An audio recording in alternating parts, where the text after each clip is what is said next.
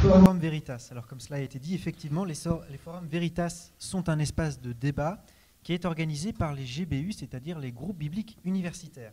Alors chaque année, un thème particulier est étudié sous ses différents angles à travers une série de débats.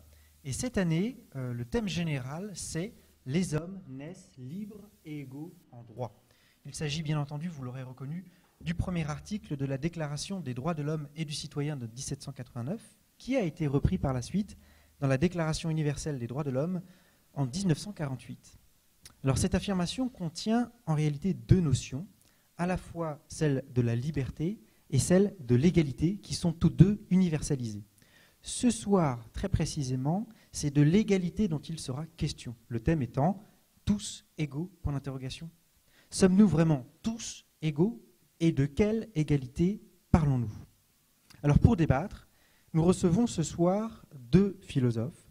D'une part, Jean-Christophe Merle, à ma gauche, qui est professeur de philosophie à l'université de Vechta, en Allemagne, et à l'université de Lorraine. Il a obtenu son doctorat à l'université de Tübingen, en Suisse, où il a également enseigné. Il a ensuite enseigné à l'université de Saarbrück, en Allemagne, et de Georgetown, à Washington, aux États-Unis. Il est l'auteur de nombreux livres, dont Justice et Progrès, publié aux éditions PUF, Presse universitaire de France, en 1997, et German Idealism and the Concept of Punishment, aux éditions Cambridge University Press, en 2009. C'est un spécialiste de la philosophie politique, morale et de la philosophie du droit. À ma droite, Charles-Éric de Saint-Germain. Il est professeur de philosophie en classe préparatoire à Nancy. Il est ancien élève de l'École normale supérieure. Il est agrégé et docteur en philosophie. Il a enseigné à l'université Lyon 3, puis à l'université de Nantes. Il est l'auteur de nombreux ouvrages, dont tout particulièrement L'avènement de la vérité, publié à l'Harmattan en 2003, Raison et système chez Hegel, toujours chez le même éditeur en 2004, Un évangélique parle aux catholiques chez François-Xavier de Guibert en 2008, et enfin Cours particulier de philosophie aux éditions Ellipse en 2 volumes en 2011 et 2012. Il est spécialiste de la philosophie moderne et contemporaine allemande, ainsi que de la philosophie de la religion et politique. Alors, nos deux orateurs vont débattre le sujet de la soirée, qui est, je le rappelle, tous égaux. Chacun aura 20 minutes pour exposer sa pensée, puis chacun aura 10 minutes afin de réagir aux idées qui auront été exposées par son partenaire. Enfin, le public aura 30 minutes afin de poser les questions qu'il souhaitera à l'orateur souhaité. En tant que modérateur, je vais veiller au respect du temps de parole, je vais veiller également à la brièveté, si possible, des questions, afin que chacun puisse s'exprimer dans le public. Et puis enfin, je vous prierai, si cela est possible, d'éteindre vos portables, afin d'éviter les interférences avec la caméra qui est juste en face de nous. Alors, je donne la parole à Charles-Éric pour traiter le sujet « Tous égaux ». Voilà, donc bonsoir à tous. Spécialement, ce n'est pas dans mes habitudes, mais je vais dédier cette conférence à ma fille Lorraine, qui est en 4e. C'est son premier débat philosophique. J'espère qu'elle ne va pas prendre peur et qu'elle ne sera pas effrayée par la technicité des termes qui seront employés ce soir. Alors, je voudrais d'abord préciser que je suis chrétien. C'est d'ailleurs ce qui fait ma fierté et mon identité d'appartenir à Christ, dont le sang précieux m'a racheté de mes péchés. Mais comme les chrétiens sont souvent aujourd'hui considérés comme les vilains méchants dans la société, eh bien ce soir j'ai décidé d'être très méchant, parce que je vais critiquer l'égalité et notamment la mentalité égalitariste. On sait en effet que dans le monde aristocratique de l'Ancien Régime, l'idée d'une hiérarchie entre les êtres ne choquait pas. Personne ne songeait finalement à se plaindre que son voisin gagne davantage que lui. Cet ancien monde reposait sur l'idée d'une hiérarchie entre les êtres, sur l'idée que chacun avait une place qui lui était réservée dans un certain ordre, et nul ne songeait finalement à se plaindre que l'on gagne plus que lui. Cet ordre se trouvait garanti par la référence à une transcendance. La démocratie, la Révolution française et les droits de l'homme ont évidemment mis fin à cet ordre hiérarchisé. Avec tout ce qu'elles ont eu de bénéfique également, elles ont apporté une modification fondamentale. C'est-à-dire qu'on est passé de l'idée où finalement les hommes avaient un destin qui était fixé d'avance par leur naissance, à l'idée qu'il n'y a plus de privilèges et que n'importe qui peut accéder en droit à n'importe quelle place dans la société.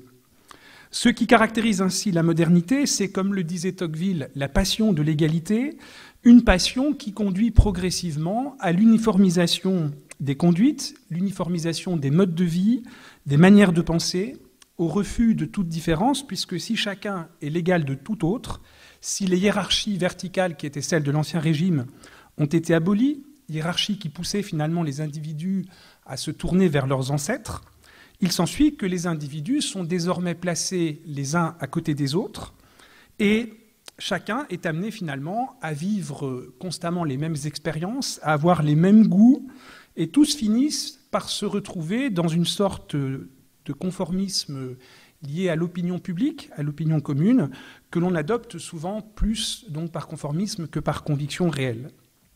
Mais alors si nous sommes tous égaux, c'est vrai que chacun peut avoir le sentiment de ne plus rien devoir à personne. Mais il risque vite d'être gagné par le sentiment de son impuissance, de son insignifiance, parce que tout seul, évidemment, on ne peut pas grand-chose, de n'être plus qu'un numéro anonyme, perdu dans une foule impersonnelle et indifférenciée. Il n'a plus le moyen, finalement, de se voir conforter son identité, puisque celle-ci ne s'inscrit plus dans une filiation ou dans une tradition. La question qu'il faut se poser est de savoir finalement ce que vaut cette égalité démocratique moderne. Non pas qu'il faille contester bien évidemment la noble idée que tous les hommes sont égaux, au moins en droit parce qu'on sait que dans les faits ce n'est pas toujours le cas, mais il faudrait se demander finalement ce que vaut cette égalité lorsqu'elle est séparée et de la liberté et de la fraternité qui seules peuvent lui donner un sens. Si la montée en effet du phénomène démocratique et de l'égalitarisme qui l'accompagne est assurément inscrite, comme le montrait Tocqueville, dans le sens de l'histoire, la passion de l'égalité, comme c'est le cas d'ailleurs de toute passion, peut devenir une passion aveugle. On en a eu une illustration lors des excès de la terreur en 1793, puisque la passion égalitaire a fini par éliminer tous ceux qui présentaient une différence, suspecte de réintroduire une certaine forme d'inégalité. Une autre question se pose aussi, et qu'entrevoyait déjà Tocqueville dans De la démocratie en Amérique, lorsqu'il dénonçait les risques que contenait cette égalisation démocratique des conditions. Parce que si je suis l'égal de mon voisin, alors pourquoi celui-ci aurait-il plus que moi ? Et c'est alors qu'apparaît le discours de l'envie dans les régimes démocratiques, et plus précisément, cette envie va porter davantage sur les êtres qui me sont proches, sur ceux qui sont dans les mêmes conditions que moi, avec un profil qui est comparable au mien. Parce que plus les données de départ sont identiques, plus les différences à l'arrivée vont apparaître comme injustes, en sorte que nous allons envier chez les autres leur réussite matérielle ou les signes extérieurs de richesse qu'ils peuvent manifester. Il faut rendre justice à Nietzsche, dans sa critique de la démocratie, d'avoir perçu avec une particulière acuité, cette bassesse qui habite au cœur de l'homme démocratique moderne. Nietzsche reprochait en effet à l'égalitarisme démocratique d'être animé par des forces réactives. Ces forces, ce sont notamment l'envie et la jalousie. Ces forces, finalement, qui sont liées au ressentiment que l'on peut avoir contre la vie. La démocratie étant pour lui le régime des faibles, qu'il ne faut pas confondre, on va le voir, avec les pauvres, de ceux qui, par instinct de revanche et soif de vengeance, n'aspirent qu'à couper la tête de ceux qui ont l'audace d'innover et de prendre des risques, en s'élevant au-dessus de la masse du troupeau. Soulignons d'ailleurs que si la vengeance, qui est un instinct réactif par excellence, se trouve dans toutes les formes de justice primitive, elle est néanmoins le contraire de la vraie justice. Parce que la vraie justice est mue par des forces actives, elle est animée par le souci de l'équité, par le désir de rendre à chacun son dû, en vertu d'une égalité qui n'est plus arithmétique et qui consiste à donner à tous la même chose, mais en vertu d'une égalité proportionnelle, rendre à chacun ce qui lui revient, selon les principes de la justice distributive. La vraie justice est donc exempte de tout ressentiment, et c'est pourquoi le fort doit aussi être capable de pardonner, le pardon n'étant nullement le signe d'une faiblesse, signe finalement de l'incapacité à rendre à son offenseur la monnaie de sa pièce, mais c'est plutôt le signe d'une grande âme, d'où l'admiration par ailleurs sincère de Nietzsche pour le Christ, malgré son antichristianisme, le Christ qui, sur la croix, se montre capable de pardonner à ceux qui le crucifient. Alors il est vrai que l'on pourrait objecter à Nietzsche, ce qui était d'ailleurs déjà l'objection de Socrate à Calliclès dans le Gorgias, que si les faibles ont été capables de l'emporter sur les forts, du moins dans le régime démocratique, c'est que les faibles sont finalement plus forts que les forts et que ce sont ces derniers, les forts, qui sont les faibles. Mais Nietzsche pense, contrairement à Socrate, que la domination des faibles peut réellement l'emporter sur celle des forts. Simplement, elle restera toujours une domination quantitative liée à la loi du nombre et qui doit être dénoncée parce qu'elle renverse la hiérarchie qualitative qui devrait régner, au sens où, selon Nietzsche, le commandement devrait revenir aux forces actives, c'est-à-dire aux forces qui servent la vie et qui vont dans le sens de son intensification, en lui permettant d'aller au-delà des obstacles qui nuisent à son expansion.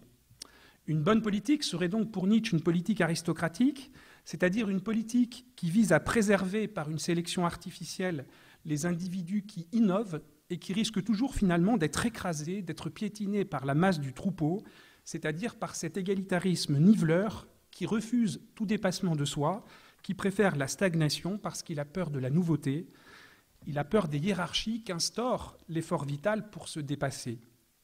Aujourd'hui, l'idéologie égalitariste, qui est souvent portée finalement par des pédagogues et des démagogues qui font des ravages dans l'enseignement, conduit à la destruction des élites d'une nation, ce qui est le moyen évidemment le plus rapide et le plus sûr pour couler une nation. Alors sans doute le propos de Nietzsche sur l'égalitarisme démocratique est-il outrancier. Et bien évidemment, je me garderai de défendre son idéal aristocratique, parce que si on y regarde de plus près, on voit qu'il débouche sur une apologie de la cruauté et sur un délire eugéniste, puisque Nietzsche reprochera notamment à la charité chrétienne d'avoir contribué à la détérioration de l'espèce humaine en conservant artificiellement en vie des êtres malades et souffrants qui, selon lui, auraient dû périr. Mais force est quand même de nous interroger sur ce qui anime ce désir des réductions des inégalités. Peut-on faire de la réduction des inégalités une fin en soi, comme le fait la mentalité égalitariste ? N'est-ce pas justement donner libre cours à cette envie, à cet instinct de revanche réactif que Nietzsche dénonce dans l'idéal démocratique ? John Rawls, le grand philosophe nord-américain, souligne d'ailleurs très justement que le socialisme égalitariste, quand il fait de la réduction des inégalités son seul objectif, manifeste par là qu'il ne se soucie pas réellement de la pauvreté. Une société équitable, en effet, c'est une société qui cherche d'abord à mettre en œuvre, au point de départ, le principe de l'égalité équitable des chances, l'égalité équitable devant prendre en compte, selon lui, le fait que la réussite et le succès ne dépendent pas du seul talent naturel de l'individu, mais elle dépend aussi de certaines circonstances sociales favorables qui ont permis ou non l'épanouissement de ce talent. Mais si la société juste est d'abord pour Rawls celle qui cherche à optimiser le sort des plus défavorisés, c'est ce qu'on appelle le principe de maximisation des minima sociaux, ce n'est pas pour autant une société qui abolirait toutes les inégalités. Car outre qu'une telle société ne pourrait pas obtenir le consensus de tous, s'il est vrai que certaines inégalités sont justifiées, notamment les inégalités qui viennent sanctionner les efforts inégaux fournis par les individus, cette société risque fort de conduire l'homme, comme le redoutait déjà Tocqueville, à préférer l'égalité dans la servitude et à sacrifier la liberté au nom de l'égalité, en décourageant les entreprises individuelles et en assistant toujours plus les individus, comme on le voit dans certaines dérives de l'État-providence. Or, la situation des pauvres, selon Rawls, est peut-être plus enviable dans une situation d'inégalité, inégalités qui sont justifiées dès lors qu'elles profitent à tous, que dans une situation d'égalitarisme strict et de nivellement des conditions par la base. Alors s'il faut bien sûr prêcher l'égalité en droit de tous les hommes et s'il faut lutter pour davantage de justice sociale, vouloir abolir toutes les inégalités réelles me semble être une vaste hypocrisie et une illusion pernicieuse. C'est d'abord une vaste hypocrisie parce que les régimes dits égalitaristes n'ont jamais pu abolir les inégalités. Et ils ont réintroduit en fait toute forme de privilège réservée à des membres de leur caste. Il suffit de voir par exemple dans l'ancienne Russie soviétique les apparatchiks de la nomenclatura communiste. Or le Christ nous met en garde contre cette hypocrisie parce qu'il nous rappelle en Jean 12:11 que les pauvres, nous les aurons toujours. Par contre, lui, on ne l'aura pas toujours. Que faut-il entendre par là ? Non pas bien sûr qu'il ne faille pas lutter contre la pauvreté, ou qu'il ne faudrait pas faire preuve de solidarité à l'égard des êtres faibles et fragiles. Mais il faut reconnaître plutôt que richesse et pauvreté remplissent des fonctions dont la signification est religieuse, et qu'il est peut-être vain et utopique de vouloir un monde dans lequel nous serions tous égaux. Calvin, dans son institution chrétienne et dans ses commentaires du Nouveau Testament, disait que le riche doit s'appauvrir pour entretenir le pauvre, et que le pauvre doit s'enrichir avec l'aide du riche. C'est ainsi, selon lui, que s'exprime extérieurement et matériellement la solidarité fondamentale du genre humain selon le dessein de Dieu. Le riche est donc chargé ici par Dieu d'un véritable ministère. Voilà ce qu'écrit Calvin dans ses commentaires du Nouveau Testament. Nous sommes enseignés que les riches ont reçu une plus grande abondance, à cette condition qu'ils soient ministres des pauvres, en dispensant les biens qui leur ont été mis entre les mains par la bonté de Dieu. Le pauvre, de son côté, a aussi une fonction spéciale ou un ministère. Il est celui à qui Dieu, en Jésus-Christ, s'identifie, celui en qui Dieu se cache pour rencontrer l'homme. Calvin l'appelle pour cette raison le receveur de Dieu, parce que c'est lui qui est chargé de recevoir du riche l'argent que Dieu avait confié à celui-ci pour secourir le pauvre. On en a une illustration dans la parabole du pauvre Lazare et du mauvais riche. Par le pauvre, on peut donc dire que Dieu juge et visite l'Église et la société. C'est pourquoi Calvin appelle encore le pauvre le procureur de Dieu, celui par qui Dieu exerce son jugement sur l'humanité. Alors si l'égalitarisme est une vaste hypocrisie, c'est peut-être aussi une illusion pernicieuse, et là encore je vais être très méchant, notamment lorsque cet égalitarisme perçoit toute différence comme si elle était une inégalité, quand elle en vient à nier les différences que Dieu a voulues et qui sont inscrites dans notre nature biologique. Peut-on par exemple, au nom de l'égalité, vouloir accorder les mêmes droits aux couples homosexuels et aux couples hétérosexuels ? Si la justice exige de traiter différemment ce qui est différent et de traiter également ce qui est égal, traiter également ce qui est inégal et le faire au nom même du droit, c'est commettre une injustice qui ne peut pas être sans conséquences graves pour la société. À ce titre, un couple homosexuel ne sera jamais l'égal d'un couple hétérosexuel puisqu'ils ne sont pas égaux devant la procréation. Ce n'est donc pas le droit qui ici discriminerait injustement les homosexuels, comme c'est le cas pour d'autres types de discrimination, mais c'est la nature elle-même. Ne pas percevoir cette différence et légitimer par ce fait l'adoption par des couples homosexuels constitue en réalité une perversion de l'idée d'égalité.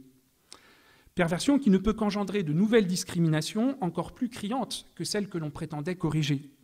Parce qu'au nom de l'égalité, on voudra donner satisfaction au désir des couples homosexuels d'avoir des enfants, faisant de celui-ci un droit et une marchandise qui sera confectionnée sur mesure par la GPA et la PMA, ce qui créera du coup des nouvelles inégalités entre les enfants bénéficiant d'un père et d'une mère et ceux qui auront deux parents du même sexe et qui ne bénéficieront pas des mêmes repères psychologiques pour construire leur identité. Ainsi, on ne peut pas accuser la nature d'avoir été injuste en refusant la procréation aux couples homosexuels. À ce compte-là, pourquoi ne pas lutter contre toutes les formes de différence naturelle ?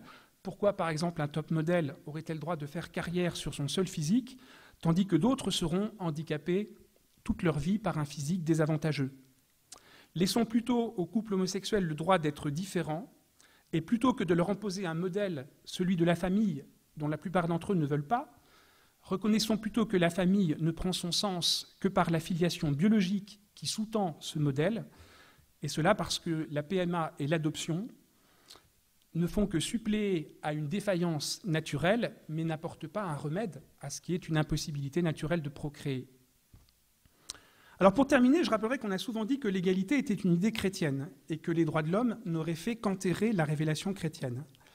Je voudrais apporter des nuances à cette analyse que je ne partage pas totalement. La Bible affirme en effet que tous les hommes ont été créés à l'image de Dieu, mais elle fait quand même une différence entre les enfants de Dieu, ceux qui sont nés de nouveau, ceux qui ont été régénérés par la foi en Christ et ceux qui ne le sont pas. Il est vrai que dans la mesure où le peuple chrétien est un peuple qui va au-delà des frontières des nations, des langues, des cultures et des sexes, aucun homme n'est a priori exclu de l'alliance pour des raisons liées au sexe, à l'ethnie, à la culture ou à la condition sociale. Et en ce sens, il y a bien une extension mondiale de l'alliance. C'est cette nouvelle alliance qui, comme le dit l'apôtre Paul dans l'Épître aux Éphésiens, abolit les murs de la séparation et de la haine qui éloignaient les hommes les uns des autres pour des raisons culturelles, sociales ou ethniques. C'est ce qui permet aussi la réconciliation des hommes entre eux, comme on le voit le jour de la Pentecôte, la Pentecôte étant en quelque sorte l'anti-Babel, c'est-à-dire la Pentecôte va unir ce qui était divisé depuis Babel. Alors, il faut noter que des aspirations similaires se retrouvent aussi, en un sens, dans le communisme de Marx, parce que Marx prétendait supprimer les distinctions fondées sur des appartenances encore particulières, comme le sexe, la culture ou la classe sociale, aussi la religion également, en sorte que pour Marx, ce n'est plus au niveau de ces particularismes, mais au niveau de la réalisation de l'humanité générique en chacun, que les hommes pourront enfin être réconciliés entre eux, puisque réduits à l'identité de leur humanité commune, les hommes ne seront plus divisés en classes, en bourgeois et en prolétaires, c'est-à-dire qu'ils ne seront plus séparés les uns des autres et enfermés dans leurs particularismes culturels, ethniques ou sociaux. On a d'ailleurs souvent observé que les premières communautés chrétiennes, dont les actes des apôtres nous rappellent qu'ils mettaient tout en commun, semblent préfigurer l'idéal d'une propriété collective souhaitée par Marx, qui mettrait fin au règne et à la division qui existe entre les hommes, puisque la propriété est souvent vue comme la principale source des inégalités. Mais il ne faut pas être aveuglé par ces parallèles. D'une part parce que, comme nous le rappelle Paul, c'est seulement en Christ qu'une certaine égalité est possible. Du fait en effet de la corruption de l'homme naturel, cette corruption étant la source des conflits qui divisent l'humanité, la tentative pour réaliser l'égalité en dehors de Christ est illusoire, et ce, en l'absence d'une véritable fraternité qui rendrait réellement possible cette mise en commun que l'on retrouve par exemple déjà au niveau des familles. Mais cette égalité ne peut pas être étendue à l'ensemble du genre humain sans la nouvelle naissance, c'est-à-dire sans la régénération de notre nature par le Saint-Esprit, qui est le fondement de notre identité commune en Christ. Comme le dit Paul en Galates 3,28, c'est seulement en Christ qu'il n'y a plus ni homme ni femme, ni grec ni juif, ni esclave, ni homme libre.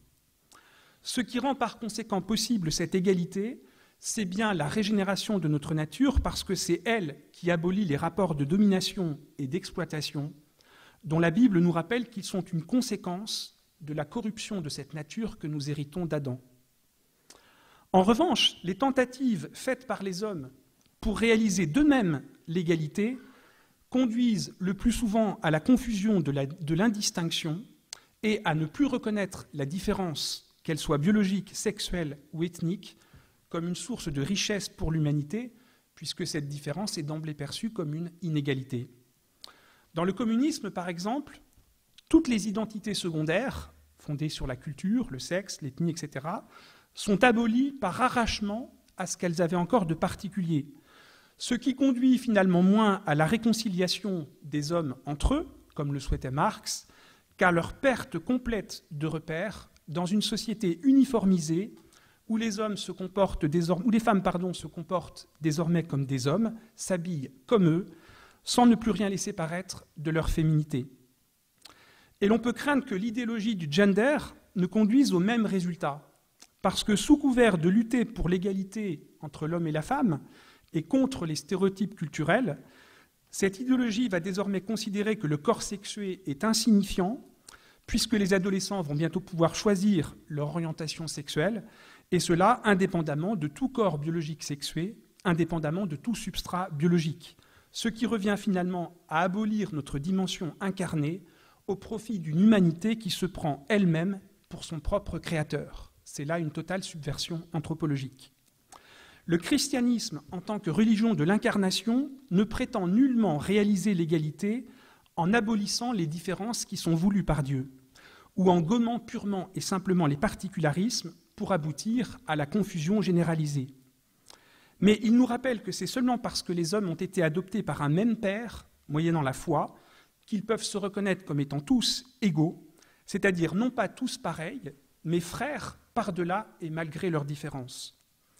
C'est donc bien cette commune filiation par laquelle ils deviennent frères par la nouvelle naissance qui fonde leur égalité devant Dieu, tout en les libérant de leur attachement exclusif à tel ou tel particularisme identitaire, par où l'on voit finalement l'inséparabilité de l'égalité, de la liberté et de la fraternité, et le danger qu'il y aurait à vouloir absolutiser l'une des dimensions au détriment des deux autres.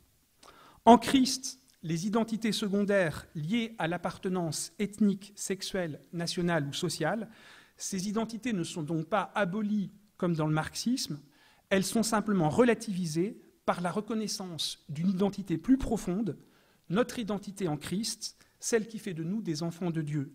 C'est ce qui rend possible une véritable égalité fondée sur l'appartenance à une même famille et à une même fratrie. Merci Charles-Éric. de Saint-Germain. Nous avons entendu donc votre exposé. Maintenant, nous allons entendre l'intervention de Jean-Christophe Merle. Le sujet étant, je le rappelle, tous égaux. Merci beaucoup. Je lirai l'intervention telle que je l'avais préparée sans rien en modifier sous l'influence de nombreuses remarques intéressantes que je viens d'entendre, et donc je me réserve d'y répondre dans la partie prévue pour impartir à cela. Tous égaux, le titre de la rencontre de ce soir se réfère manifestement à l'article 1 de la Déclaration des droits de l'homme et du citoyen française de 1791, comme vous venez de le rappeler dans l'introduction, à savoir les hommes naissent libres et égaux. Les hommes naissent libres et demeurent libres et égaux en droit. Les distinctions sociales ne peuvent être fondées que sur l'utilité commune. C'est l'intégralité du premier article. Je m'intéresserai d'abord à la dimension institutionnelle de l'égalité, dont relève cet article 1. Toutefois, je ne m'y limiterai pas. En effet, je souhaite aborder dans un second temps les devoirs liés à l'égalité et la motivation à être égaux, beaucoup plus exigeant que beaucoup ne le présument, et dont je ne suis pas certain que ceux qui sont prompts à parler d'égalité soient conscients, ni qu'ils y soient prêts. Cet article 1 n'a pas pour intention d'affirmer que les hommes sont libres, ou qu'ils sont égaux, ni non plus qu'ils le demeurent. Ce que cet article énonce, c'est que le droit les considérera comme libres et égaux. Cette égalité est donc juridique et non pas sociale, puisque les distinctions sociales sont expressément prévues, raison pour laquelle j'ai lu l'intégralité de cet article.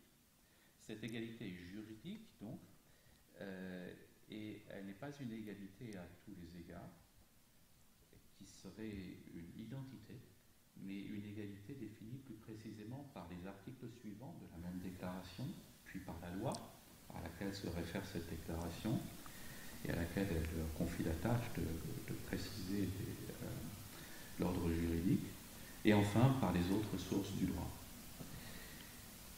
dont une partie sont des sources privées, je le rappelle, les contrats notamment. Dès les années suivantes, les critiques de cette déclaration, Edmund Burke, August Wilhelm Rehberg en Allemagne, Jeremy Bentham, le fondateur de l'utilitarisme, puis la plupart des théoriciens actuels des droits de l'homme rejettent l'idée du droit absolu. Les droits de l'homme ont certes la priorité sur les autres droits et doivent être pensés comme un système complexe de droits et de devoirs de l'homme. Ceci ne conduit nullement à oublier l'égalité juridique, mais seulement à la concevoir comme une exigence encore sous-déterminée, dont il convient de compléter la détermination. C'est pourquoi, d'une part, une bonne définition du concept d'égalité juridique me semble être celle de John Locke, qui caractérise l'état d'égalité, je le cite, comme étant celui où tout pouvoir et toute juridiction est réciproque, un homme n'en ayant pas plus qu'un autre. L'égalité consiste à ce que chacun ait les mêmes devoirs par rapport à autrui et les mêmes droits par rapport à autrui.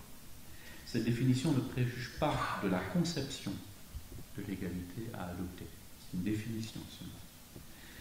Pour être égaux, il suffit donc de partager au moins une caractéristique commune.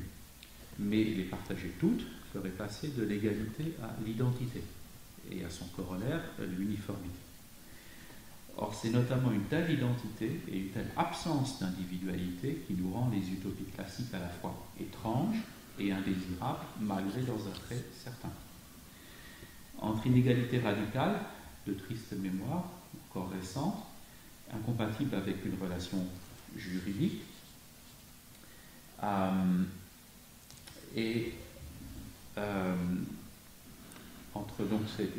entre inégalité radicale et identité, le champ des conceptions de l'égalité est vaste et varié.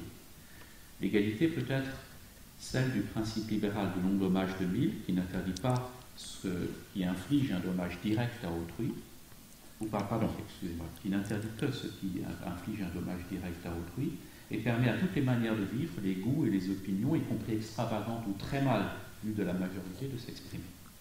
Mais l'égalité peut aussi être celle d'un conformisme toujours croissant et de la tyrannie de la majorité qu'Alexis de Tocqueville croit pouvoir diagnostiquer dans la société américaine de son époque. Les théories de l'égalité opèrent de nombreuses distinctions. Il serait vain de tenter de passer ici en revue exhaustivement. J'en mentionnerai seulement 3.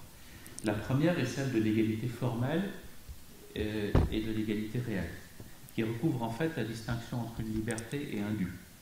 Chacun est libre de s'acheter une Ferrari, un yacht et un château, mais rien de cela ne lui est dû.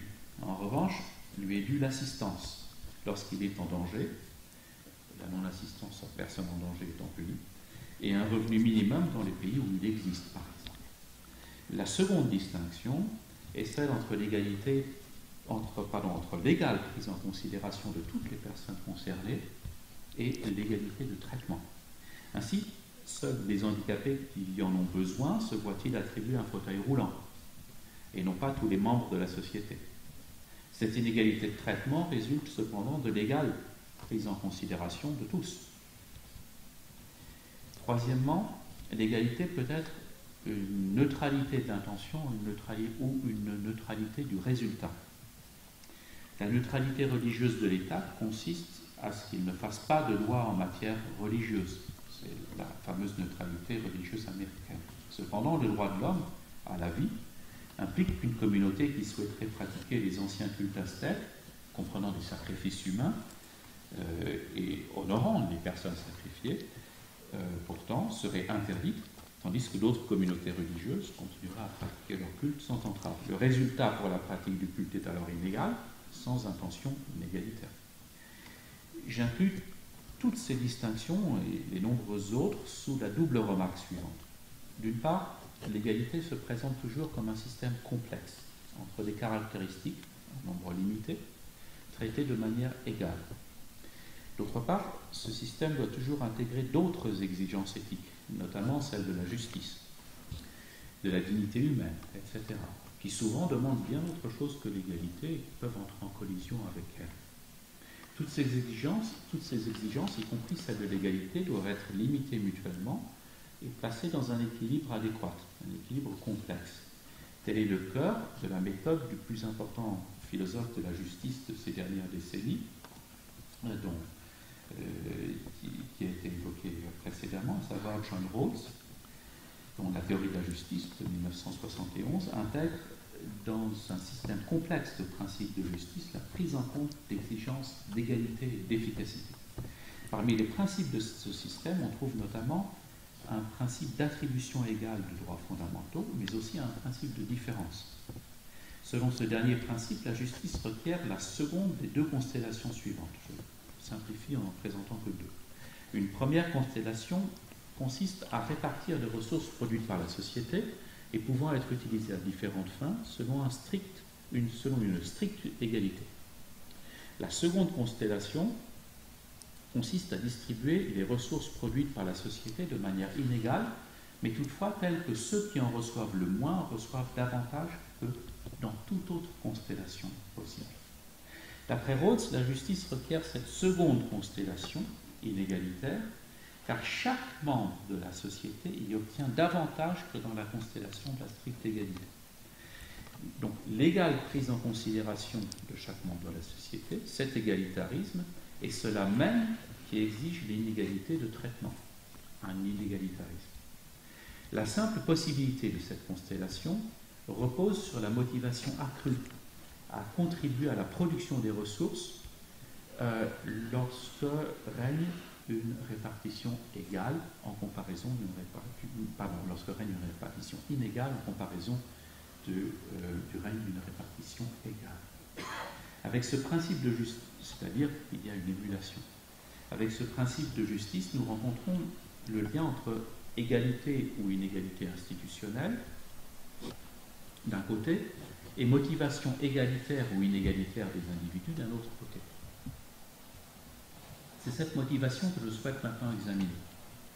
Un philosophe politique est particulièrement connu pour son exigence d'égalité dans la répartition de la propriété. Et cette égalité est aussi bien quantitative que qualitative. Jean-Jacques Rousseau, en effet, conçoit une société de petits propriétaires et une division du travail la moins développée possible. La raison n'en est pas seulement, ni d'abord une exigence de justice, mais surtout le souci d'éviter l'envie entre les membres de la société, car l'envie menacerait la société de dissolution et d'injustice. En effet, Rousseau fait partie des auteurs qui pensent que la comparaison de situations inégales conduit à l'envie et que l'égalité des propriétés supprime la tentation de l'envie. John Rawls présume de manière semblable une société où chacun ne se soucie que du montant de ses propres ressources sans se comparer à autrui et donc sans envie. Emmanuel Kant, comme Alexis de Tocqueville et nombre d'autres penseurs, considèrent que l'envie s'accroît au contraire à proportion de l'égalité et non pas de l'inégalité. Et que peu importe la justice ou l'injustice pour l'envie, car plus les hommes sont semblables, plus ils se comparent. Or, le moindre des défauts de l'envie est qu'elle vise une inégalité en sa propre faveur. L'envie engendre surtout par sa recherche de l'inégalité en sa propre faveur discorde et conflit, davantage encore que la convoitise et la soif de domination ou l'honneur. Or, contre Rousseau et Rawls, le problème de l'envie ne me semble pouvoir se résoudre ni par une égalité des ressources et des biens, ni par une distribution juste, car l'envie s'oppose à l'une comme à l'autre. Elle s'oppose à l'égalité comme elle s'oppose à la justice. En revanche, il existe trois formes de vie commune, très différentes entre elles, qui me paraissent liées à des motivations profondément égalitaires et qui ont chacune des exigences propres. La première est l'utopie classique, par opposition aux dystopies que le XXe siècle a vu fleurir. Les dystopies, ça peut se présenter comme des utopies par certains aspects, mais au lieu de nous présenter une société parfaitement heureuse ou avec le plus grand bonheur, on nous présente une société plus malheureuse encore que toutes les sociétés, y compris qu'un état de nature de guerre de tous contre tous. La forme de vie commune des utopies classiques est très exigeante et présente notamment les deux caractéristiques suivantes. Premièrement, les membres de la société utopique sont identiques, c'est-à-dire égaux à tous les égards. J'insiste, identiques. Et suivent tous exactement les mêmes normes et les mêmes règles, limitant l'individualité autant qu'il est possible, allant jusqu'à prendre exactement les mêmes repas en commun avec le même menu, à porter les mêmes vêtements, etc. Ou bien dans un échange égalitaire de partenaires et de sentiments, un échange qui n'est pas à comprendre dans un sens premièrement en premier physique, mais sentimental, par exemple chez Foucault. Cependant, les utopiens vivent pleinement heureux, car ils jouissent notamment de deux avantages, les agréments matériels de la vie et de sentiments mutuels toujours pacifiques, bienveillants et harmonieux. Deuxièmement, ils n'ont jamais fait l'expérience d'autre chose que de cette félicité, et la seule comparaison qu'ils connaissent est avec nos sociétés de privation et de discorde. En effet, de Thomas More à Francis Bacon, en passant par Tommaso Campanella, toutes les utopies classiques situent la fondation de la communauté utopique à une époque éloignée dans le temps, après un naufrage ou une catastrophe qui fait table rase de la société existante, et selon un modèle très détaillé et immuable, octroyé par une inspiration miraculeuse. Il en résulte que, bien que les utopies aient des normes très exigeantes, elles n'ont guère besoin de la contrainte et de la menace de la punition. À l'opposé, les modèles du contrat social ont besoin de la combinaison de deux choses. Premièrement, de l'égale vulnérabilité des individus, la première égalité dans la nature, dans un état de nature conçu comme un état de guerre de tous contre tous. Et la guerre nous rappelle cette égalité. Deuxièmement, la prise de conscience rationnelle que l'adoption de lois communes limitant la liberté et rendant possible la coexistence n'est possible que sous la menace de la sanction d'une autorité publique, le plus souvent la punition, mais aussi l'incitation et la récompense.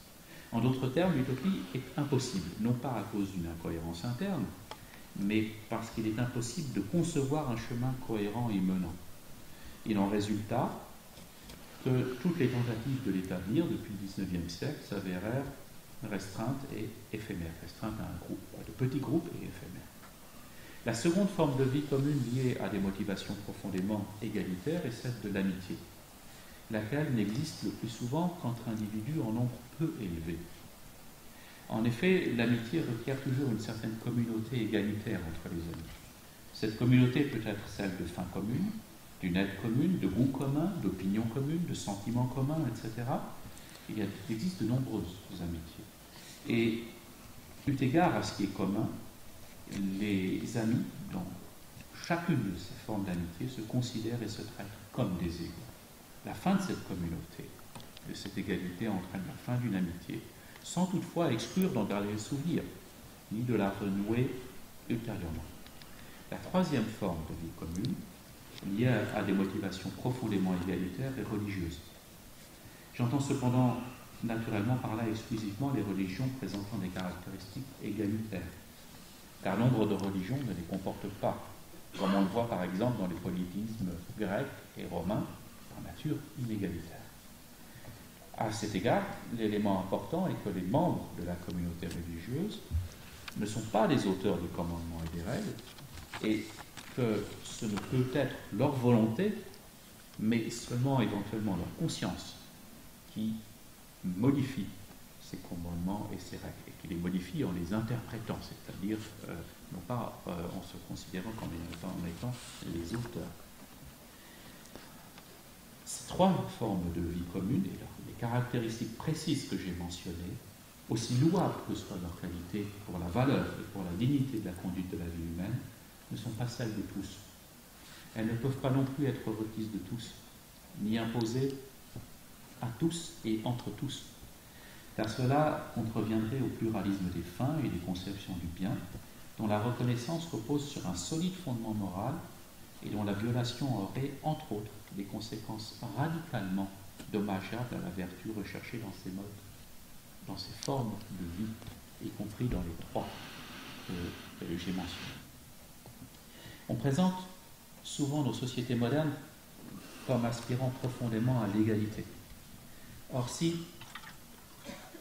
d'une part, de fait, une partie de leurs institutions, ou certains aspects de ces institutions sont soit à tendance égalitaire, soit d'inspiration égalitaire, et si d'autre part, certains aspects de nos comportements et motivations peuvent être égalitaires, il ne me semble pas que l'égalité soit une exigence morale exclusive et absolue. Et il est certain que de très fortes motivations inégalitaires sont très largement répandues, voire une des choses les mieux partagées dans nos sociétés et dans leur monde.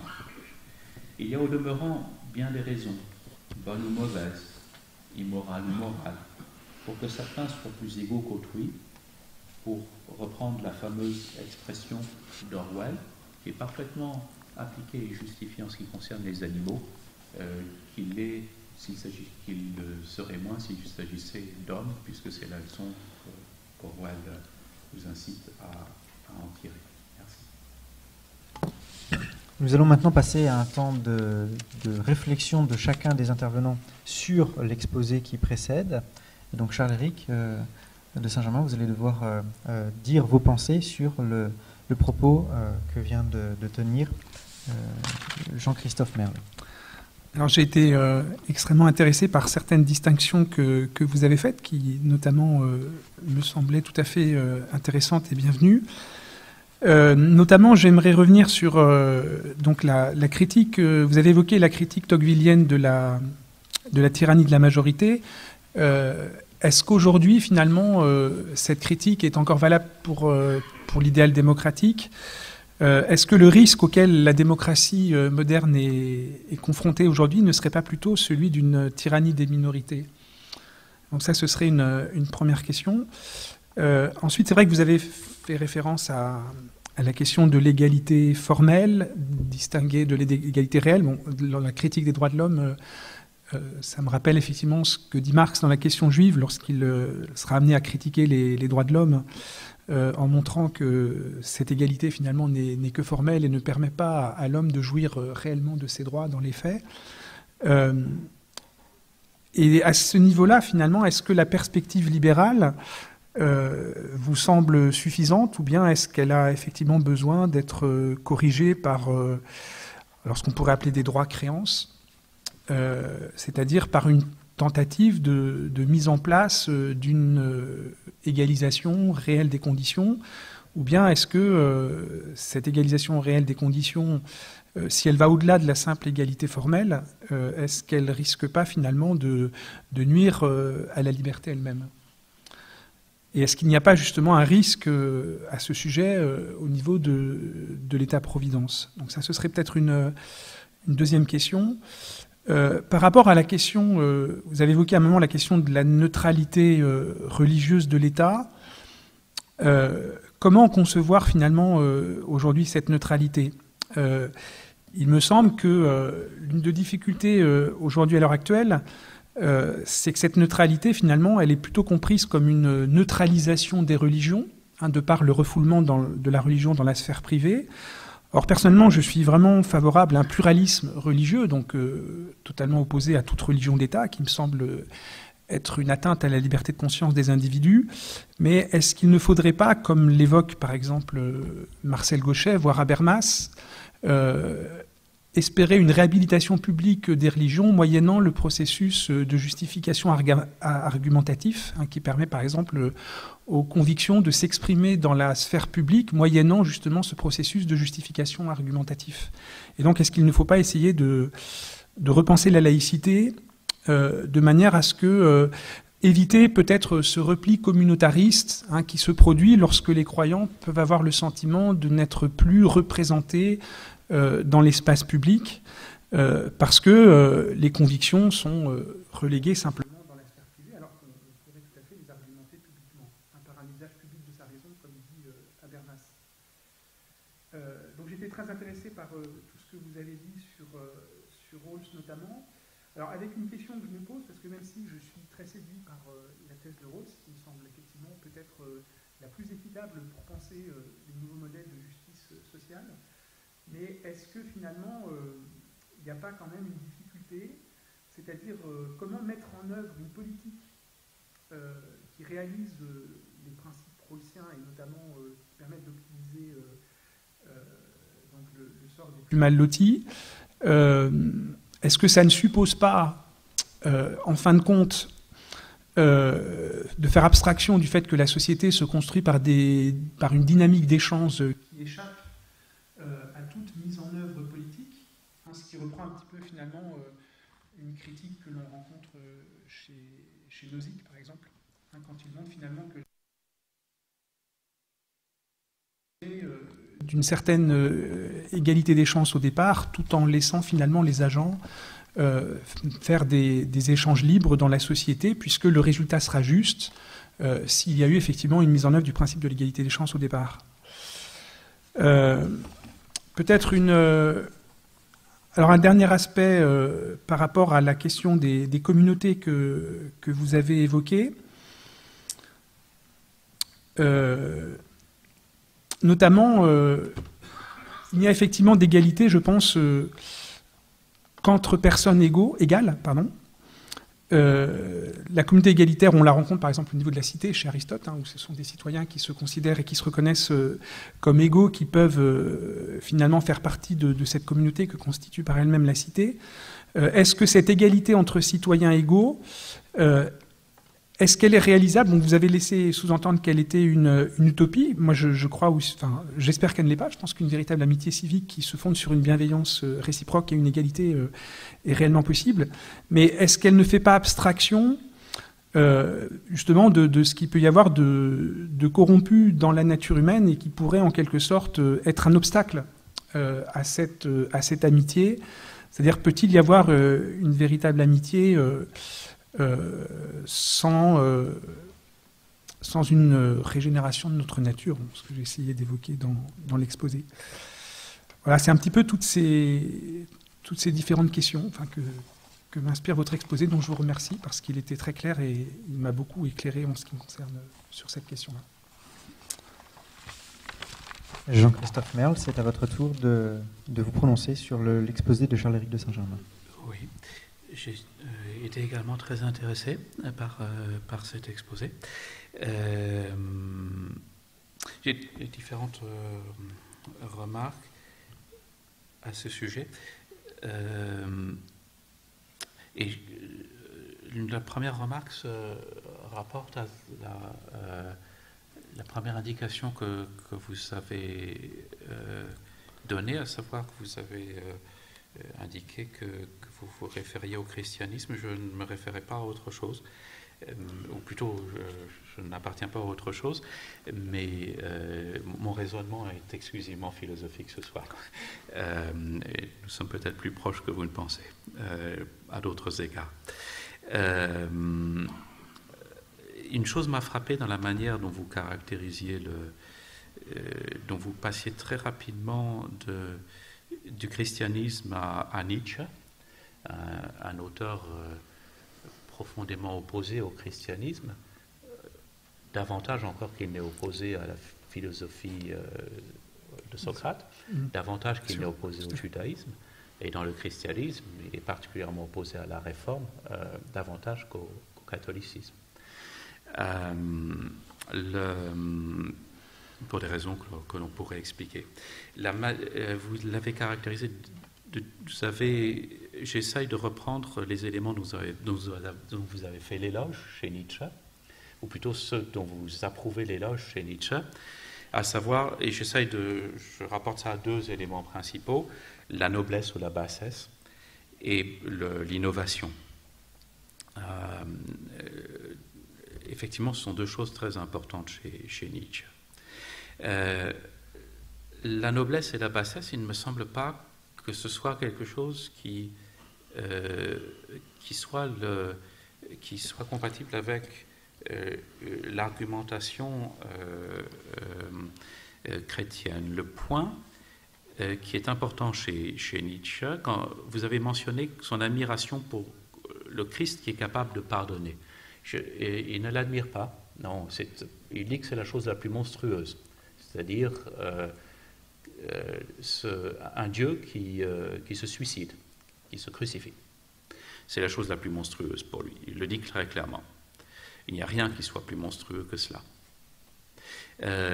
Et il n'admire pas le pardon, mais il constate un principe qui est à l'œuvre dans le pardon de la même manière qu'il est à l'œuvre dans la domination des forts sur les faibles, qui précède l'institution de toute morale, à savoir ce qu'il appelle un pathos de la distance. C'est-à-dire que tous les hommes, qu'ils soient faibles ou forts, moraux ou immoraux, se comportent en se considérant comme supérieurs aux autres. Se considérant comme supérieurs aux autres physiquement ou moralement.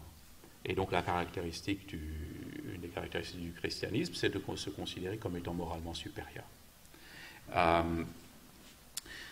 Et donc en étant notamment capable, en ayant notamment une conscience, en étant capable de pardonner, de promettre, en ayant le sens de la culpabilité. C'est ce qu'il reproche. Or, ce pathos de la distance est destiné à mettre de côté ce que Nietzsche considère comme un mensonge, à savoir ce que le christianisme présente de lui-même, la conscience, le devoir, l'humilité, l'amour du prochain. L'amour du prochain, c'est la haine, dit Nietzsche. Alors, peut-être a-t-il tort, peut-être a-t-il raison. Naturellement, j'ai une opinion sur la question, mais il ne me semble pas que cette perspective soit du tout compatible avec une perspective chrétienne, et c'est une perspective radicalement inégalitaire. Je peux répondre peut-être ou je vous laisse terminer vos questions, ou je réponds maintenant ou... Je préférais vous dire l'ensemble des remarques, sinon je perdrai le fil. La seconde chose concerne l'innovation. Et c'est ce qui fascine très souvent chez Nietzsche. L'individu seul qui crée des valeurs, qui est comme une œuvre d'art. C'est quelque chose qui fascine beaucoup. Il y a autre chose à lui opposer qui n'est pas ce que vous dénonciez. Il existe la parabole des talents, c'est une toute autre parabole. La promesse, c'est quelque chose que Nietzsche rejette, parce qu'il n'y a pas de continuité dans la volonté. Il rejette la maîtrise de la volonté, il rejette le sens de la culpabilité, il rejette le travail. C'est quelqu'un qui déteste le travail, qui méprise le travail.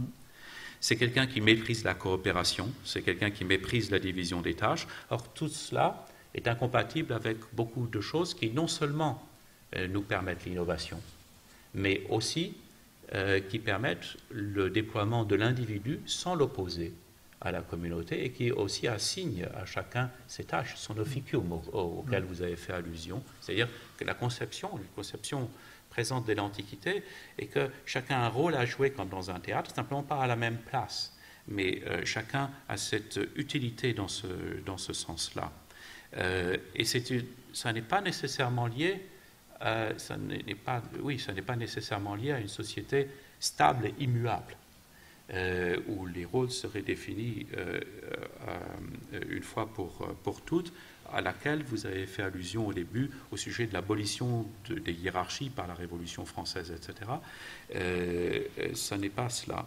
Une des questions qui est très importante est la question de savoir d'où vient l'individualité, puisque c'est de cela dont il s'agit. Aucun de nous deux ne souhaite sacrifier l'individualité à l'égalité, naturellement. Mais aucun de nous deux ne souhaite, je pense, renoncer à toute égalité, ni non plus faire de l'égalité un absolu, une identité.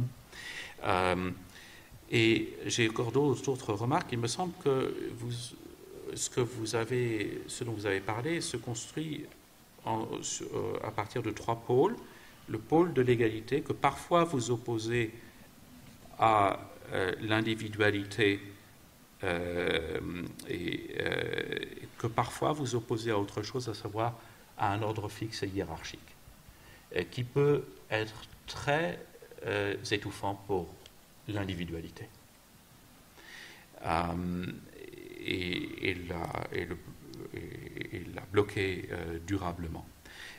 Ce à quoi, donc, la raison pour laquelle j'ai parlé de Mill et du déploiement de l'individualité. J'ai une dernière et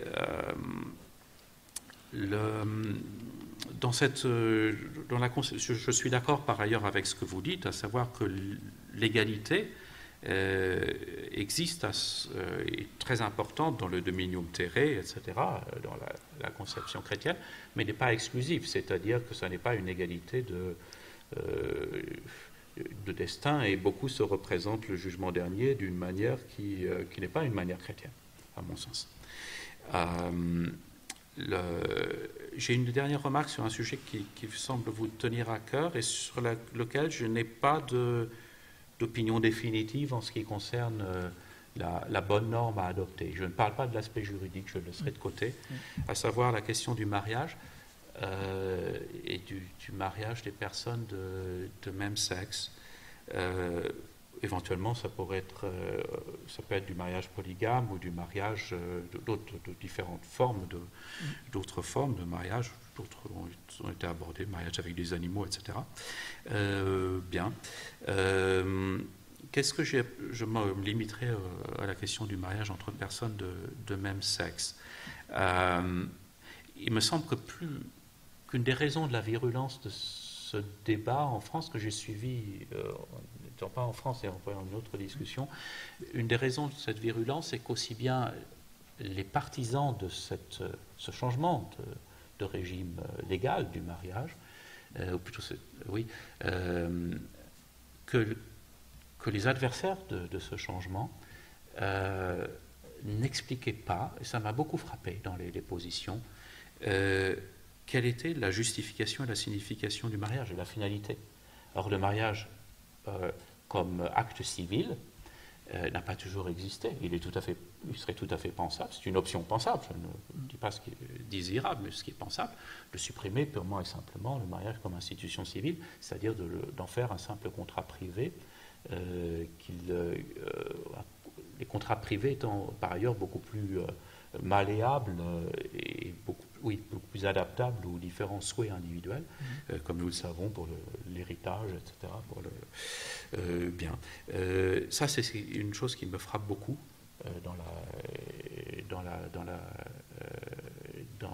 dans cette question-là. J'en reviens à ce qui était indiqué auparavant, c'est-à-dire qu'au lieu de parler de l'égalité d'une manière générale, je souhaiterais parler de différents aspects sous lesquels sont toujours des égalités précises et elles doivent être liées à des biens juridiques, des biens moraux, etc., Il s'agit à chaque fois de discuter sur ces biens précisément, à mon sens. Je vous remercie. Bien, nous avons une quasi-égalité stricte entre nos deux intervenants. Vient le moment de la discussion avec le public. Si vous avez des questions, il suffit de l'indiquer en levant la main. Le micro viendra jusqu'à vous. On peut prévoir aussi le temps d'échange, de réaction à nouveau par rapport à la réaction de l'exposé, bien sûr. Peut-être on va laisser un petit moment pour le public si jamais il a des questions. Et s'il n'y a pas de questions qui apparaissent immédiatement, on passera ce temps de réaction à la réaction de l'exposé. Est-ce qu'il y a des questions dans la salle? Oui, il y a une question là-bas.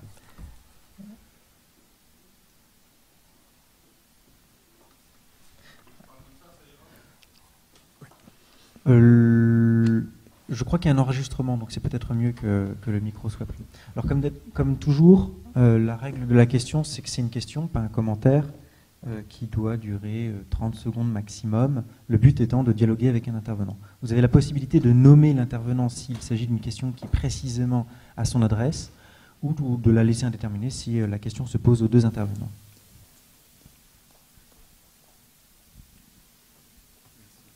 Alors, ma question, elle est en 2 points. Il y en a un point qui sera sur l'utopie, donc ça sera plus pour monsieur, et puis l'autre point qui sera sur, on va dire, les autres sens, compris le terme égalité.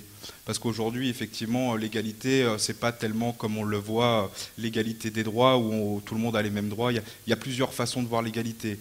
Justement, dans la Déclaration des droits de l'homme universelle, on parle d'égalité dans la dignité aussi, que tout le monde est égaux pour vivre dignement.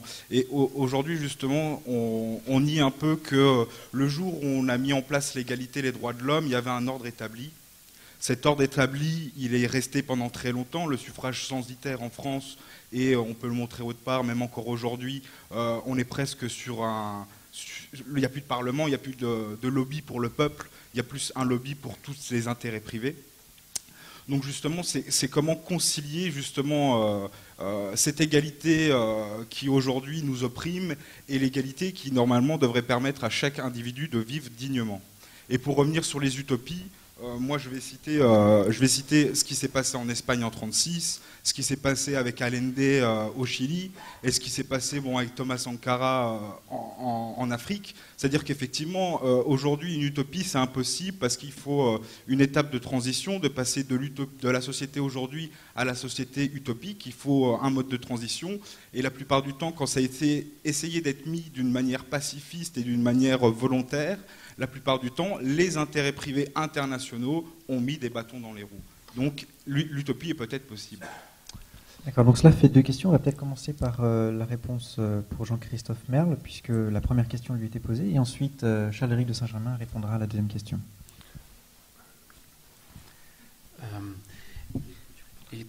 Plusieurs aspects. Au sujet de l'utopie, il y a peut-être un malentendu. Je n'entends pas par utopique ce qui serait une meilleure situation, c'est-à-dire quelque chose qui serait meilleur, un comparatif meilleur par rapport à la situation présente. Les utopies classiques proposent un modèle qui est un remède stable au mal dans la société et la manière d'établir le plus grand bonheur de tous. En décrivant ce bonheur et en décrivant les vertus qui y sont liées dans une société où les personnes naissent en ayant connu les avantages de cette société, comme je l'ai expliqué, dont ils ne voient pas l'établissement, qui est une société immuable, etc. Ça a des caractéristiques très précises, très exigeantes, et donc j'ai certainement entendu l'adjectif utopique dans un tout autre sens que le vôtre. Il me semble aussi qu'il y a beaucoup d'obstacles à une délibération collective, des obstacles sociaux. La corruption est une chose très importante, l'absence de formation et de discussion. Et par exemple, pour reprendre un propos de M.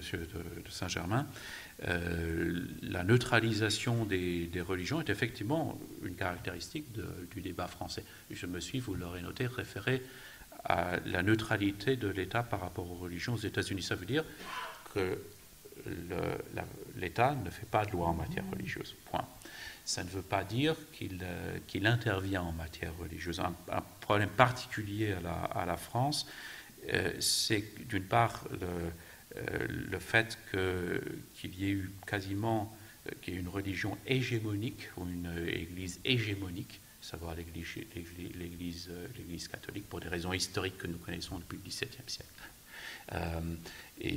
Ça, c'est un mauvais facteur, quelle que soit l'église hégémonique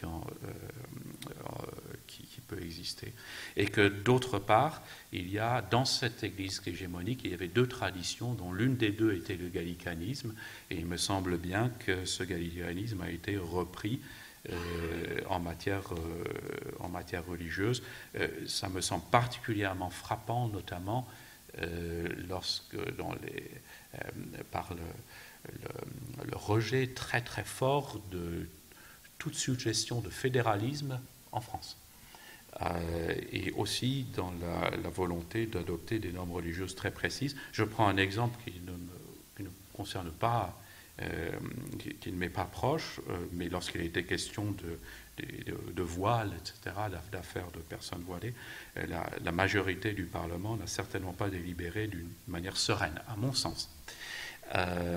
Il me semble qu'effectivement qu'il peut y avoir un débat avec des arguments et que ces arguments seraient les bienvenus. Je me réfère aussi à Mill, parce que même si une opinion est une opinion juste, pour qu'elle soit féconde, pour qu'elle convainque et pour que l'on n'oublie pas sa cohérence, il faut qu'elle s'expose qu'elle réfute patiemment les opinions fausses, y compris si elle les considère comme étant délibérément fausses, a fortiori les opinions douteuses. Ça, c'est un des problèmes, me semble-t-il, un problème très sérieux de nos sociétés démocratiques, à savoir d'éviter les débats importants. Il n'y a pas de débat sur le droit au suicide. Alors, la plupart des étudiants que j'ai ne sont pas conscients qu'il n'y a pas de droit au suicide, que le suicide est illégal. Il pourrait être autrement. Je ne prends pas position sur cette question. C'est une question d'éthique très importante.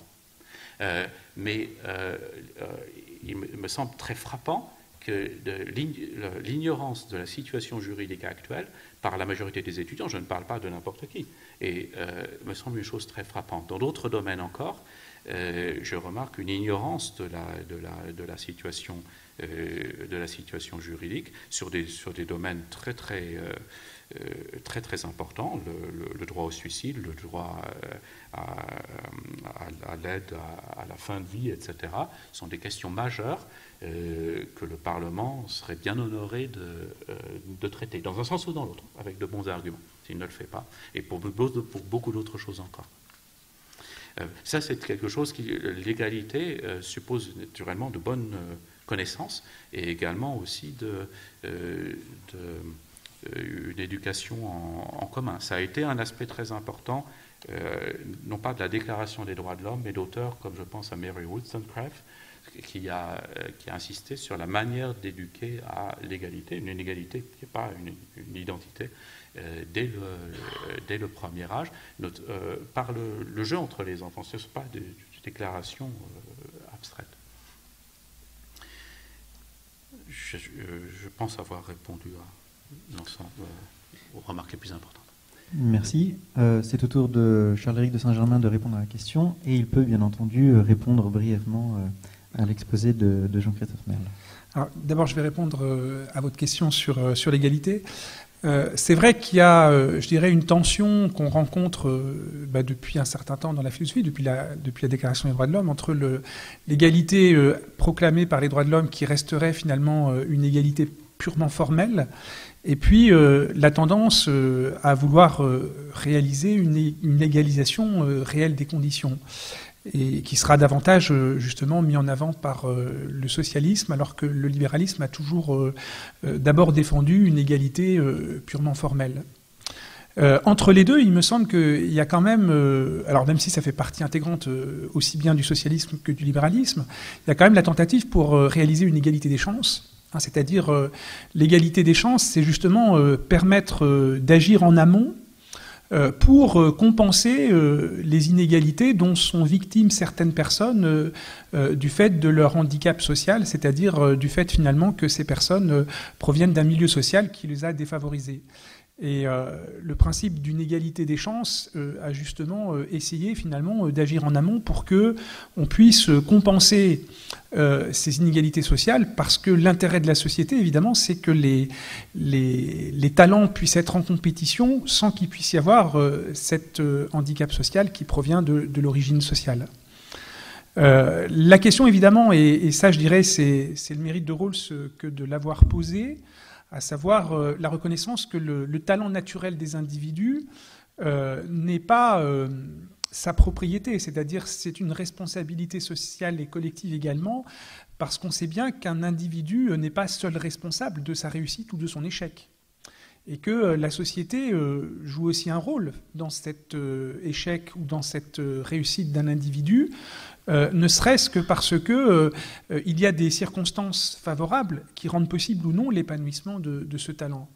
Alors voilà pourquoi la justice sociale authentique, si elle veut réaliser une égalité qui serait la plus équitable possible, serait une justice qui chercherait précisément à compenser ces inégalités, alors peut-être par accorder plus de ressources pour permettre à certains individus de réaliser leur projet de vie. Alors maintenant, évidemment, ce qui me semble plus contestable, et c'est une des questions qu'on rencontre particulièrement en France, c'est faut-il mettre en œuvre une politique de discrimination positive ? Je dirais que cette question de la discrimination positive comme remède finalement à certaines inégalités sociales me paraît finalement pas forcément être une bonne correction de ces inégalités, parce que cela suscite d'autres problèmes. D'abord, ça ne règle pas des problèmes d'ordre structuraux, hein, au sens où est-ce que finalement ces compensations par des politiques de quotas, est-ce que finalement ça règle le problème social ou l'injustice sociale en général? Donc ça, c'est une première question évidemment qu'on pourrait se poser. Et puis les discriminations positives, finalement, est-ce qu'elles ne conduisent pas à stigmatiser finalement certains groupes? Est-ce que ça ne nuit pas non plus à la solidarité sociale? Parce que la solidarité sociale suppose que l'on puisse être reconnu comme tous égaux devant la loi. Or là, il y a manifestement des préférences, une politique préférentielle accordée à certains individus. Et je dirais encore plus, quand cette politique de discrimination positive et de compensation est accordée à certaines catégories ethniques, on peut même parfois se demander s'il n'y a pas en réalité dans ces politiques discriminatoires une forme de racisme déguisé.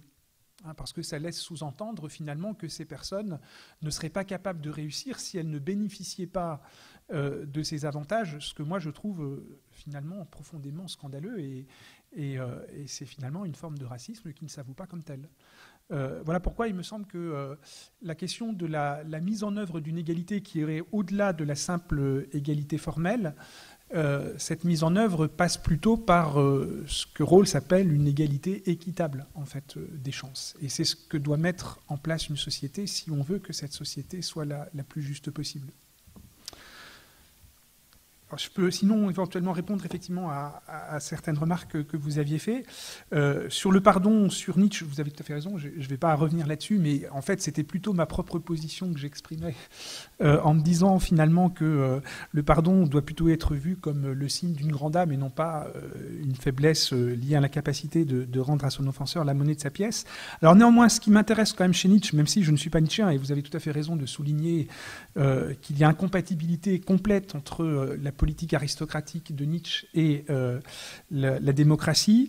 Ce que je conserve personnellement de Nietzsche, c'est plutôt cette distinction qu'il fait entre des forces réactives et des forces actives. Il dénonce dans le christianisme ces forces réactives qui parfois ont été à l'œuvre et qui ont donné lieu à des pratiques historiques que personnellement je qualifierais de déviantes, parce qu'elles me semblent être effectivement hostiles à la vie, parce que je crois profondément que le christianisme n'est pas hostile à la vie, mais qu'il va au contraire dans le sens de l'intensification de la vie, même si c'est une intensification de la vie, non pas par l'intensification de la puissance, ce vers quoi vise Nietzsche, qui tend à établir des hiérarchies, mais plutôt, je dirais, une intensification qui va dans le sens de l'amour. Parce qu'il me semble que c'est l'amour qui réalise la plus grande intensification de la vie. Et en ce sens, évidemment, jamais Nietzsche n'accepterait cette parole de saint Paul quand il dit « c'est quand je suis faible que je suis fort ». Il me semble que cette parole de saint Paul est très forte, et il me semble que la véritable intensification de la vie, c'est cette intensification par l'amour qui est par excellence la force active et créatrice. Mais il y a quand même aussi dans l'amour une dimension créatrice, me semble-t-il, une dimension d'inventivité. Et cette valorisation par Nietzsche de la création et de l'inventivité, on pourrait aussi l'appliquer à l'amour chrétien. En tant que l'amour chrétien, justement, est une force d'innovation, une force de dépassement, qui conduit d'ailleurs les chrétiens parfois à réaliser des entreprises pleines d'audace et parfois aussi extraordinaires. Moi, je dirais que c'est plutôt ce qui m'intéresse chez Nietzsche et sa dénonciation aussi des forces réactives qui, me semble-t-il, peuvent parfois être à l'œuvre, y compris dans les religions elles-mêmes. Voilà. Et sinon, alors peut-être une deuxième question par rapport à la question que vous souleviez sur l'individualité et la différence entre égalité et individualité. C'est vrai que finalement, cette individualité, en un sens, est une bonne chose. D'ailleurs, elle vient du principe même du protestantisme, qui implique un examen individuel des Écritures, qui implique finalement une relation individuelle directe à Dieu, qu'on ne rencontre pas, par exemple, dans le catholicisme, où la relation à Dieu est souvent médiatisée par une institution. Le principe même du protestantisme est précisément de valoriser les droits de la conscience, de valoriser cette relation immédiate à Dieu, qui passe par le fait pour l'individu d'être devant Dieu, comme le disait Luther. Alors, en n'oubliant pas néanmoins que le christianisme est aussi ce qui met en avant la personne, c'est-à-dire la personne aussi dans sa dimension relationnelle. Parce qu'il y a un risque finalement que l'individualisme, que la valorisation excessive de l'individu ne conduise à une forme d'individualisme exacerbé, ce que dénonce Tocqueville lorsqu'il montre que cet individualisme conduit finalement les individus à se replier sur eux-mêmes, et finalement à ne plus chercher à dialoguer avec les autres. Parce que ce qu'il dénonce dans l'égalité, c'est que si l'on considère qu'on est tous égaux, alors ça signifie que tout le monde se vaut, et la conséquence qu'il en tire, c'est que chaque opinion est identique, chaque opinion se vaut, et si chaque opinion se vaut, on tombe dans une forme de relativisme généralisé, où chacun se replie sur soi parce qu'on ne recherche plus finalement en commun la vérité à travers le dialogue.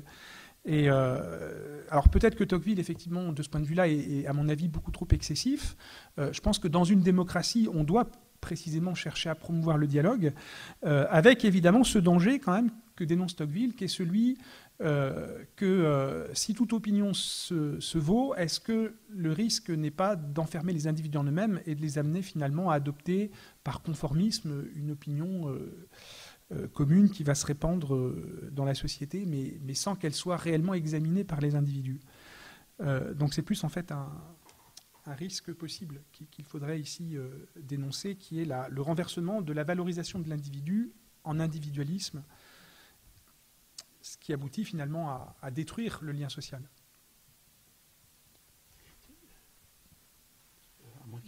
Vous voulez réagir, allez-y. Oui, mais s'il y a des questions, je laisse la place aux questions. Sur 3 points, celle de la tyrannie des minorités, de la discrimination positive. Il me semble que c'est parce qu'il n'y a pas de discussion sérieuse et de délibération, d'argumentation sérieuse au sujet des biens juridiques ou des biens moraux, etc., que l'on se trouve en présence d'une situation où il y a des phénomènes sociaux qui, pour moi, sont des phénomènes sociaux fondamentaux, et d'une discussion politique très appauvrie. Et si, naturellement, il existe des discriminations sociales, c'est sûr, la discrimination positive n'est sans doute pas le meilleur moyen, notamment un moyen stigmatisant, Mais il y en a eu d'autres, et d'autres qui ont supposé que l'on remédie à la discrimination et non pas qu'on la remplace par un autre. Par une autre. Et ça empêche notamment de manifester quelque chose qui est que dans une situation où l'on est discriminé, on redouble d'efforts pour montrer que cette discrimination est non seulement injuste, mais que malgré cette discrimination, on peut la surmonter et que l'on peut faire du bien à partir de cela. C'est tout le principe de la société américaine et de bien d'autres sociétés. Ça, c'est quelque chose qui me préoccupe, la continuation de réelle discrimination et cette solution qui n'en est pas une réellement, qui est assez superficielle. La tyrannie des minorités, par ailleurs, c'est aussi quelque chose qui coexiste avec, dans un pays comme la France, c'est frappant, où il n'y a pas de votation. C'est un pays d'élections très polarisé en apparence, alors que le taux d'abstention ne fait que monter.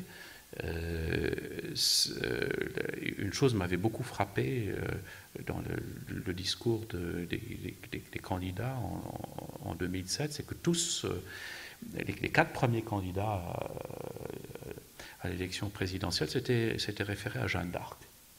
Alors ça, c'est un modèle qui n'est pas un modèle républicain, ni un modèle démocratique. Et une personne avait aussi présenté, lors de ces rencontres, recevait les doléances des citoyens, c'est-à-dire leurs remarques, et les écouter. Et voilà, ça rappelait les cahiers de doléances, et ça montrait un certain état de la société. Le second point est au sujet de la distinction entre un libéralisme qui serait un libéralisme des libertés par opposition à des droits de créance. Cette distinction ne repose sur rien. Elle se réfère à un auteur précis qui s'appelle Alain Renaud, mais qui ne se repose sur rien d'autre dans la littérature, parce que prenez ce qu'il considère comme un droit à la liberté. Le droit à la vie, c'est-à-dire ne pas être, par exemple, l'interdiction de l'homicide, bien, qui a des exceptions, la légitime défense d'ailleurs. Cette interdiction de l'homicide ne suppose pas simplement l'abstention de tuer quelqu'un activement. Cela suppose aussi une police, une justice, une éducation, etc., une surveillance et beaucoup d'autres choses encore. Donc, la même chose pour ce qu'il appelle les droits à créance. Il y a naturellement à se demander comment allouer les ressources, etc. Ça, c'est sûr. Je n'ai pas de recette générale. Il s'agit de voir quels sont les biens juridiques. Il y a beaucoup de possibilités de les organiser. Le point qui me paraît le plus important, mais je n'avais pas répondu entièrement à la question, est l'égalité de la dignité. C'est une égalité à laquelle on doit tendre, qu'on ne peut pas exiger d'autrui, mais dont la contribution est que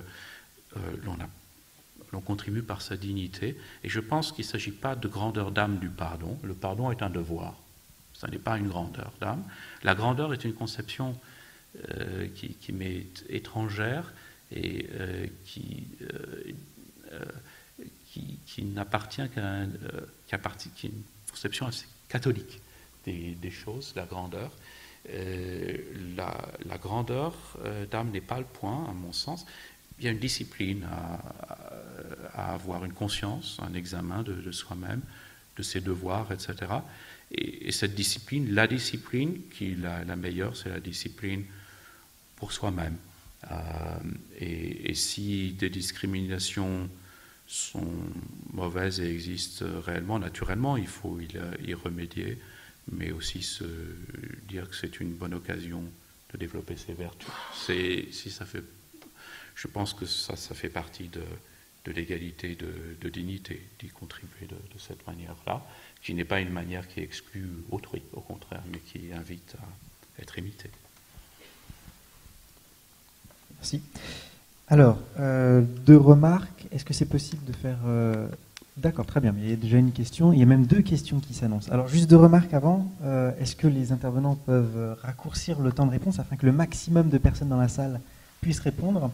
Et deuxième remarque, est-ce qu'il est possible de clarifier le vocabulaire technique lorsqu'il utilisait philosophique? J'ai vu que les forces réactives nietzschéennes faisaient peu réagir la salle.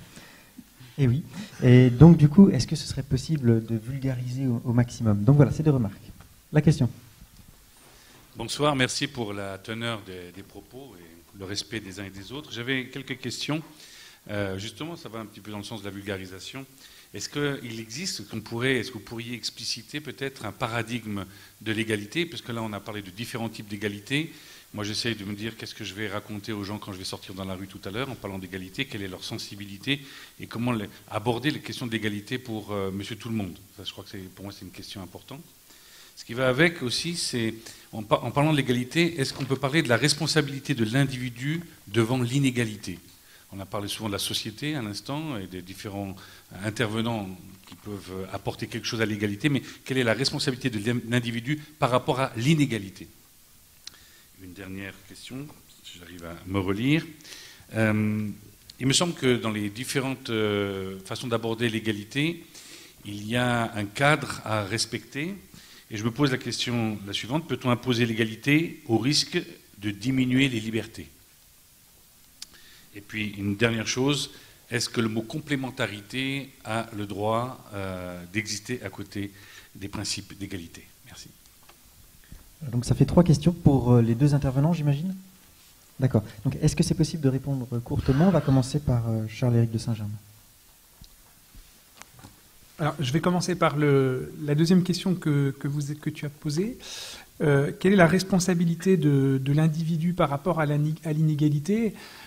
J'ai envie de dire l'inégalité est notre responsabilité à tous, hein, au sens où nous avons tous à œuvrer pour essayer d'introduire davantage de justice sociale dans la société, dans les rapports interhumains. Et à ce titre, je dirais c'est une exigence, la lutte contre l'injustice, qui est une exigence adressée à tout homme en tant qu'il est, en tout cas, doué de bonne volonté. Alors après, on peut comprendre cette question autrement, c'est-à-dire quelle est la responsabilité de l'individu par rapport à l'inégalité, c'est-à-dire est-ce que finalement cette inégalité peut s'expliquer parce que certains individus seraient plus talentueux que d'autres, ou alors bénéficieraient finalement d'une origine sociale qui peut le favoriser. C'est peut-être dans ce sens-là que tu l'entendais. Et dans ce cas-là, il est clair que la responsabilité n'est pas simplement celle de l'individu, mais il me semble qu'elle est, c'est un petit peu ce que j'avais essayé de dire avant, c'est-à-dire qu'elle est un peu celle de la société dans son ensemble, parce que un individu, par exemple, peut être talentueux, mais il peut n'avoir aucune occasion de mettre en avant ce talent, parce que les circonstances extérieures ont fait qu'il n'a pas trouvé preneur, par exemple, pour ses talents. Donc là, effectivement, ça renvoie plutôt à la responsabilité sociale. Mais cette responsabilité sociale, cette responsabilité collective, ne doit pas nous empêcher de voir finalement que l'échec est parfois mérité, hein, au sens où il arrive parfois finalement que l'individu, par paresse, hein, ne fasse pas tout ce qui serait en son pouvoir pour cultiver ses talents.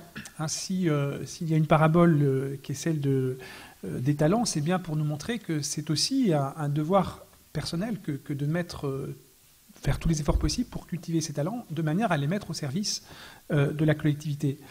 Donc je pense que l'individu a aussi une responsabilité dans les inégalités qu'il subit. Ce n'est pas seulement la faute de la société, c'est aussi les siennes, mais ce n'est pas toujours les siennes. Et là, je dirais, s'il y a un discernement à faire, c'est de savoir quand est-ce que l'individu n'a pu exercer ses talents, n'a pu mettre ses talents, parce qu'on a tous des talents, simplement il faut pouvoir les exercer. Donc quand est-ce que l'individu finalement n'a pas cultivé ses talents, et quand est-ce que c'est la société finalement qui ne lui a pas permis de le faire. Et c'est plutôt entre ces deux options, me semble-t-il, qu'il faudrait opérer un tri et un discernement. Alors ensuite, la troisième question donc, portait sur est-ce qu'il n'y a pas un risque en réalisant l'égalité de sacrifier la liberté? Ce risque, effectivement, me semble-t-il, est très présent, surtout en France aujourd'hui, où on a tendance précisément à faire de l'égalité un absolu.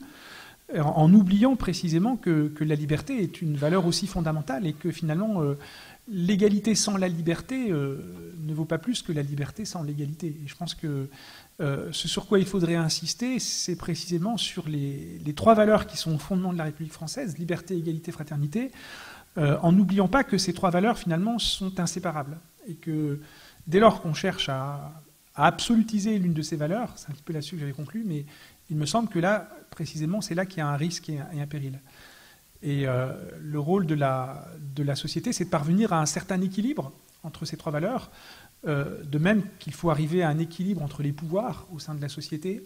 Eh bien, je dirais, là aussi, c'est à la République de garantir cet équilibre entre les valeurs qu'elle promeut, en évitant d'absolutiser l'une de ces valeurs.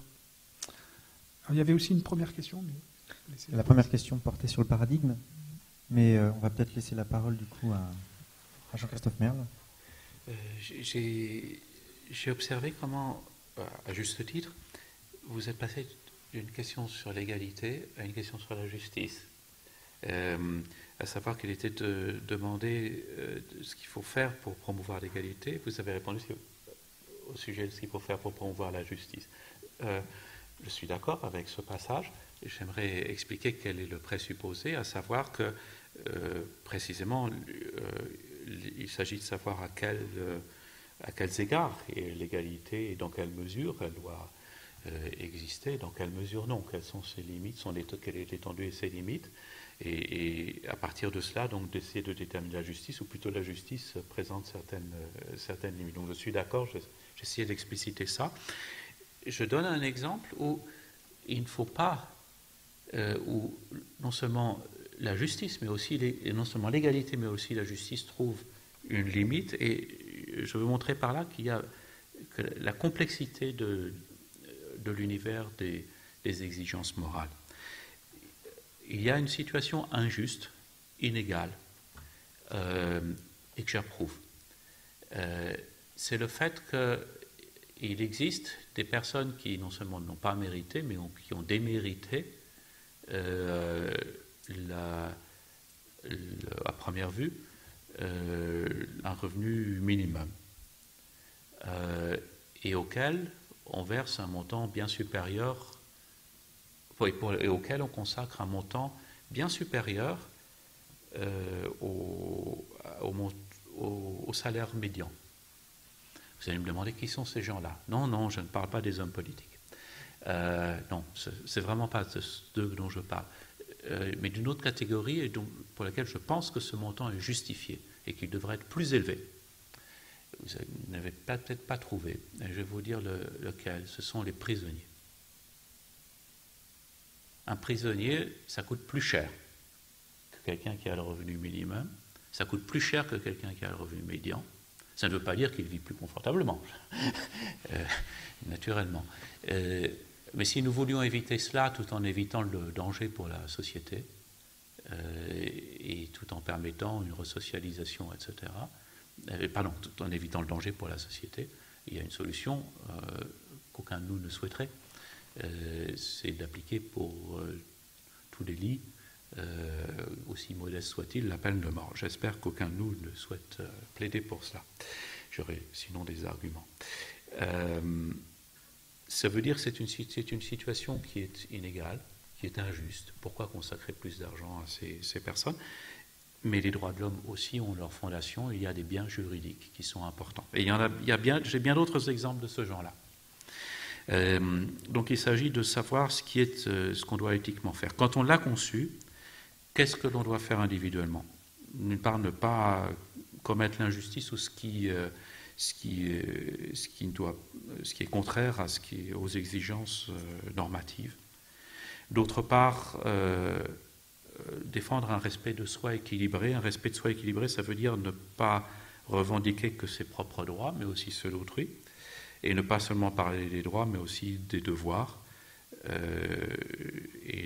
des devoirs qui sont nécessaires à l'existence des droits pour tous, et des devoirs qui vont au-delà, en premier, pour nous-mêmes. Et de contribuer naturellement à de meilleures institutions, à l'amélioration des institutions, puis à faire fructifier nos talents, Voilà ce que je pense, voilà ce qui me semble être une bonne promotion d'une égalité justifiée. Il y en a d'autres qui sont injustifiées. Merci. Alors peut-être une dernière question, ou une avant-dernière question. Oui. Il n'y a pas d'autres questions peut-être? Il y a une autre question là-bas. En fait, c'est juste, vous avez déjà posé une question, c'est pour que chacun puisse avoir un temps de parole. Encore une fois, je le rappelle, l'idéal c'est que la question soit courte et que les intervenants répondent courtement.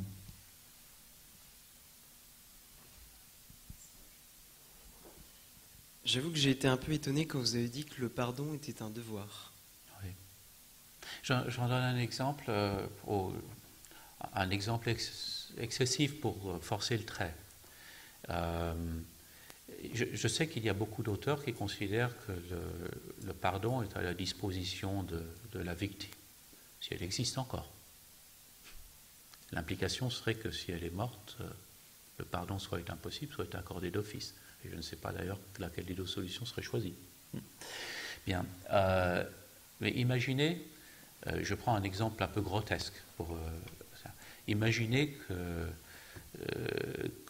ma sœur, qui m'a fait bien des misères quand nous étions enfants et adolescents, que je ne lui ai pas pardonné encore.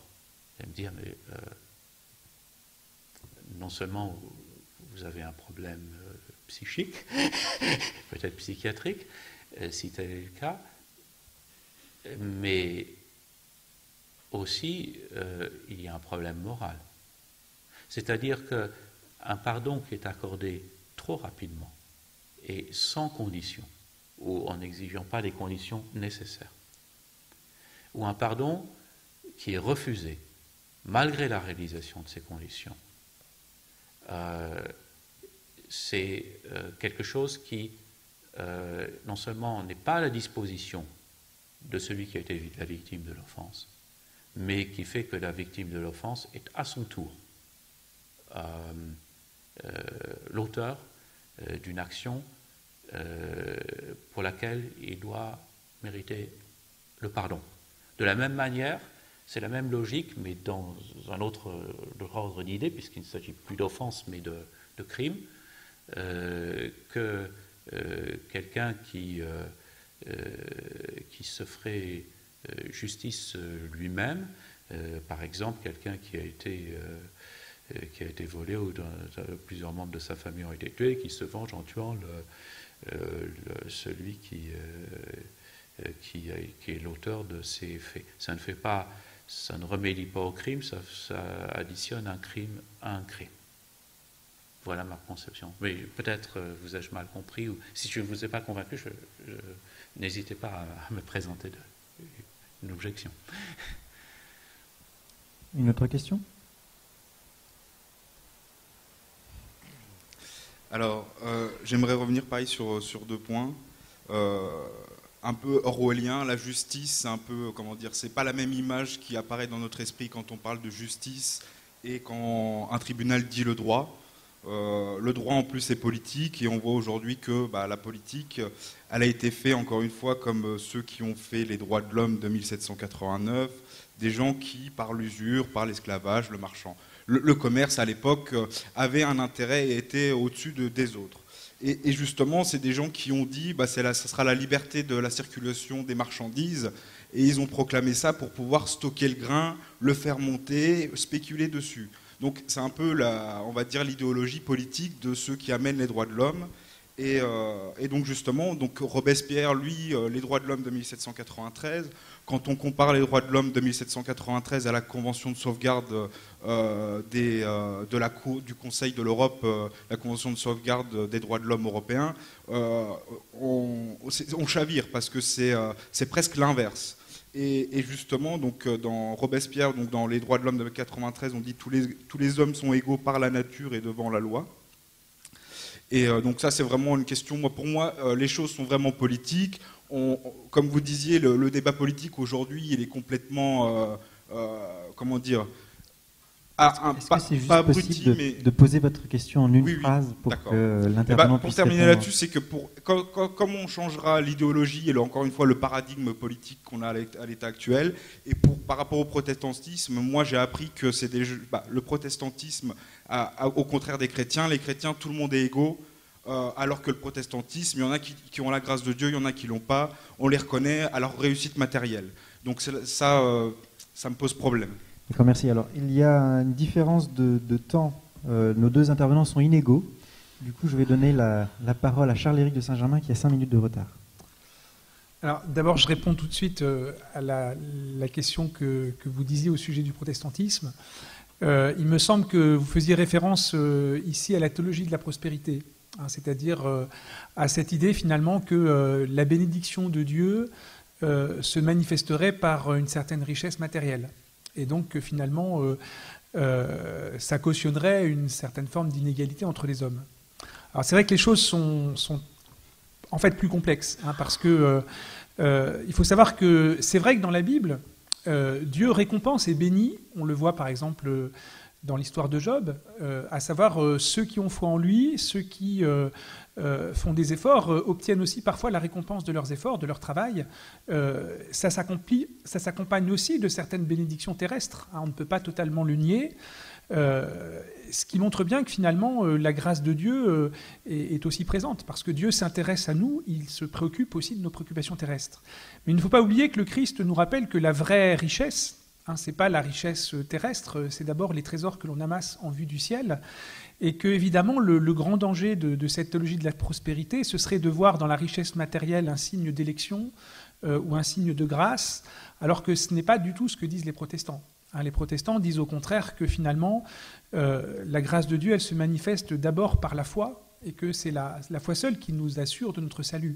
Et vouloir avoir une confirmation de son élection par des œuvres, je dirais, ce serait réintroduire subrepticement un salut par les œuvres, comme si finalement la richesse matérielle était un signe de la bénédiction de Dieu.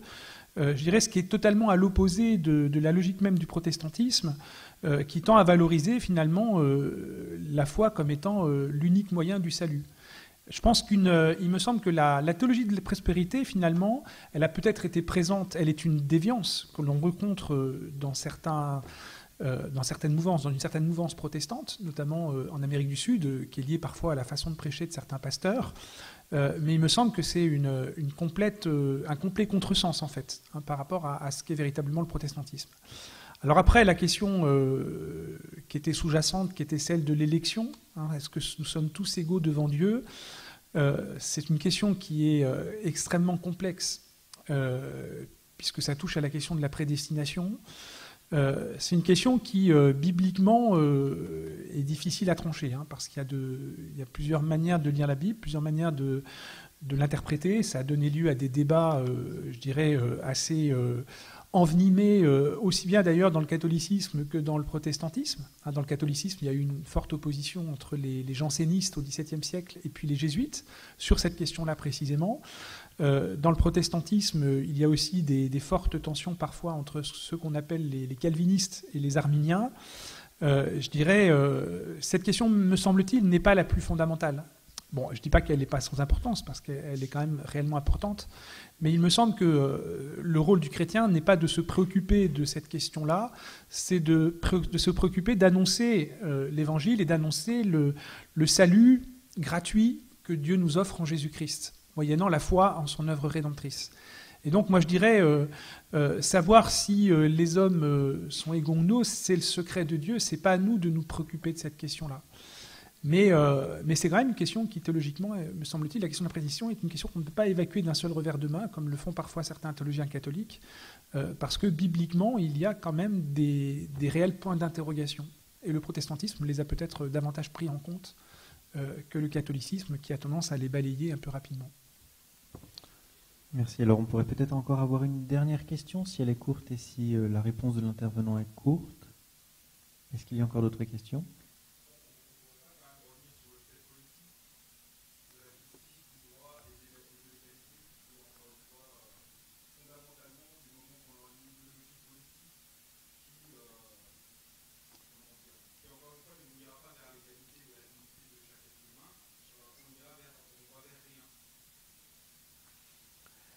Le danger aujourd'hui, c'est effectivement que cette dignité de l'être humain, elle est de moins en moins prise en considération, parce que la dimension économique, me semble-t-il, a tendance à prendre le dessus sur tous les domaines. J'évoquais par exemple dans mon exposé les dangers de la GPA, ça me semble être quand même une triste illustration de ce primat de l'économique, hein, parce qu'on est prêt finalement à ce que certaines femmes dans des pays pauvres soient exploitées pour pouvoir permettre une procréation donc par le droit. Donc là, effectivement, il y a motif à s'interroger, voire à s'inquiéter, parce que ce sont souvent des femmes pauvres qui sont utilisées pour porter un enfant qu'elles seront ensuite amenées à donner. Moi, c'est vrai que je trouve que le primat de l'économique dans la législation et dans ce qu'autorise la législation risque effectivement d'aller à l'encontre de la dignité de la personne humaine.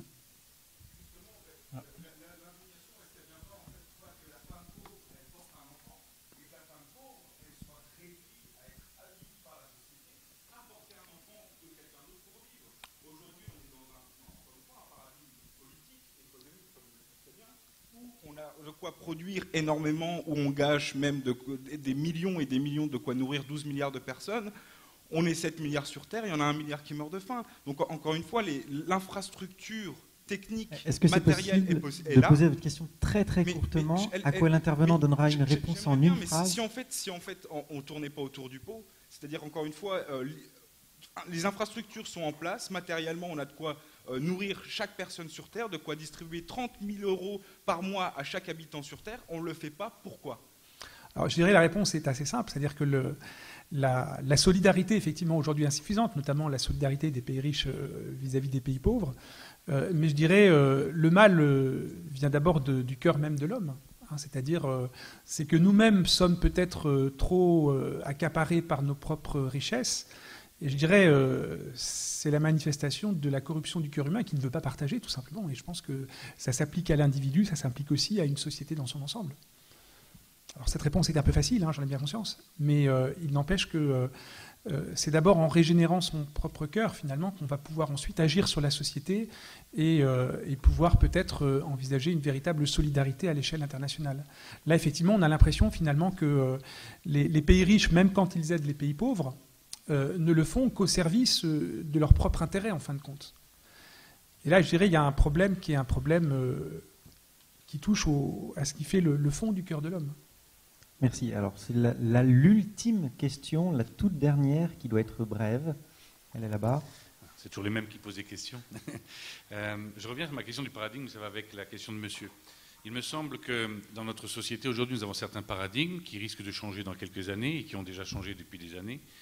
Est-ce que la question de l'égalité et le paradigme de l'égalité est quelque chose qui doit être en réponse à la société par la société, ou est-ce qu'il y a une question spirituelle, au sens large du terme, à laquelle on devrait répondre, un paradigme qui serait au-dessus des variations de notre société? Comme l'a dit monsieur, aujourd'hui on a un certain paradigme, demain on en aura un autre. Est-ce que l'égalité va changer de camp ou va se déplacer selon un curseur, ou est-ce qu'il existe un absolu qui permettrait une espèce de clé qui pourrait permettre de répondre aux différents problèmes que nous avons aujourd'hui et que nous rencontrerons demain? Donc est-ce qu'il y a une loi au-dessus de la loi? Est-ce que votre question est posée adressée à un intervenant particulier? D'accord. Non, je crois que il y a 1 minute de différence entre les deux. J'avais de l'avance. Si vous voulez répondre. Qui a eu D'accord. Comme j'ai indiqué, c'est pas un paradigme. Je distinguerai entre la rhétorique politique et la réelle évolution de la société. Il y a eu, si l'on considère les deux, trois derniers siècles, il y a eu réellement beaucoup de domaines où une plus grande égalité s'est établie. Et si on pense, comme vous en parliez à la fin, et la fin c'était les dernières années du XVIIe siècle en France, sans guerre, simplement par une dizaine, 10% de la population disparaît. Je ne mentionnerai pas les chiffres de la Grande Peste, ni celle de la guerre de 30 ans, qui a fait disparaître beaucoup plus de monde. Vous donniez un autre exemple, vous reprochiez à la Déclaration des droits de l'homme d'avoir été soutenue, peut-être promue, par des catégories qui avaient qui ont profité aussi. De gros négociants, des marchands, etc. Effectivement, certains se sont enrichis par la vente ensuite des biens nationaux, etc. C'est sûr. C'est préférable plutôt que... ça ne parle pas de leur moralité, mais le résultat peut être préférable à des motivations peut-être tout aussi peu morales qui aboutissent à une famine et à la faim dans le monde. Je considère à motivation immorale égale les conséquences également. Voilà. Donc dans les 2 derniers siècles, 3 derniers siècles, oui, ça a évolué. De nos jours, je ne suis pas. Si vous voulez tirer un bilan dans le sens de l'égalité et non, je distinguerai aussi égalité justifiée ou non. Mais je ne sais vraiment pas dans les 2-3 dernières décennies ce qui domine entre davantage d'égalité et moins d'égalité. Dans quel domaine aussi, je suis bien incapable de dire un bilan. Bien, merci. Nous allons achever maintenant la soirée. Alors, je vous précise que les débats ne sont pas finis, puisqu'il y aura d'autres soirées, notamment le 24 février, ici même, dans cette même salle, entre Henri Blocher, qui est théologien, et Pascal Bruckner, qui est philosophe. Ils débattront ensemble sur la question « Libre de faire ce que je veux ?» Pour l'interrogation, c'est la question qui sera étudiée. Je rappelle également qu'il est possible de voir toutes les informations complémentaires sur ces soirées sur le site internet officiel, à savoir veritasforum.eu. Et donc nous achevons cette soirée. Il est possible peut-être, mais très très courtement, de poser une question aux intervenants par la suite, mais veuillez ne pas les importuner. En tout cas, je vous remercie à tous pour votre présence. Merci à nos 2 orateurs d'avoir été présents et d'avoir répondu à vos questions. Et je vous souhaite une bonne soirée, à très bientôt et pour le prochain débat.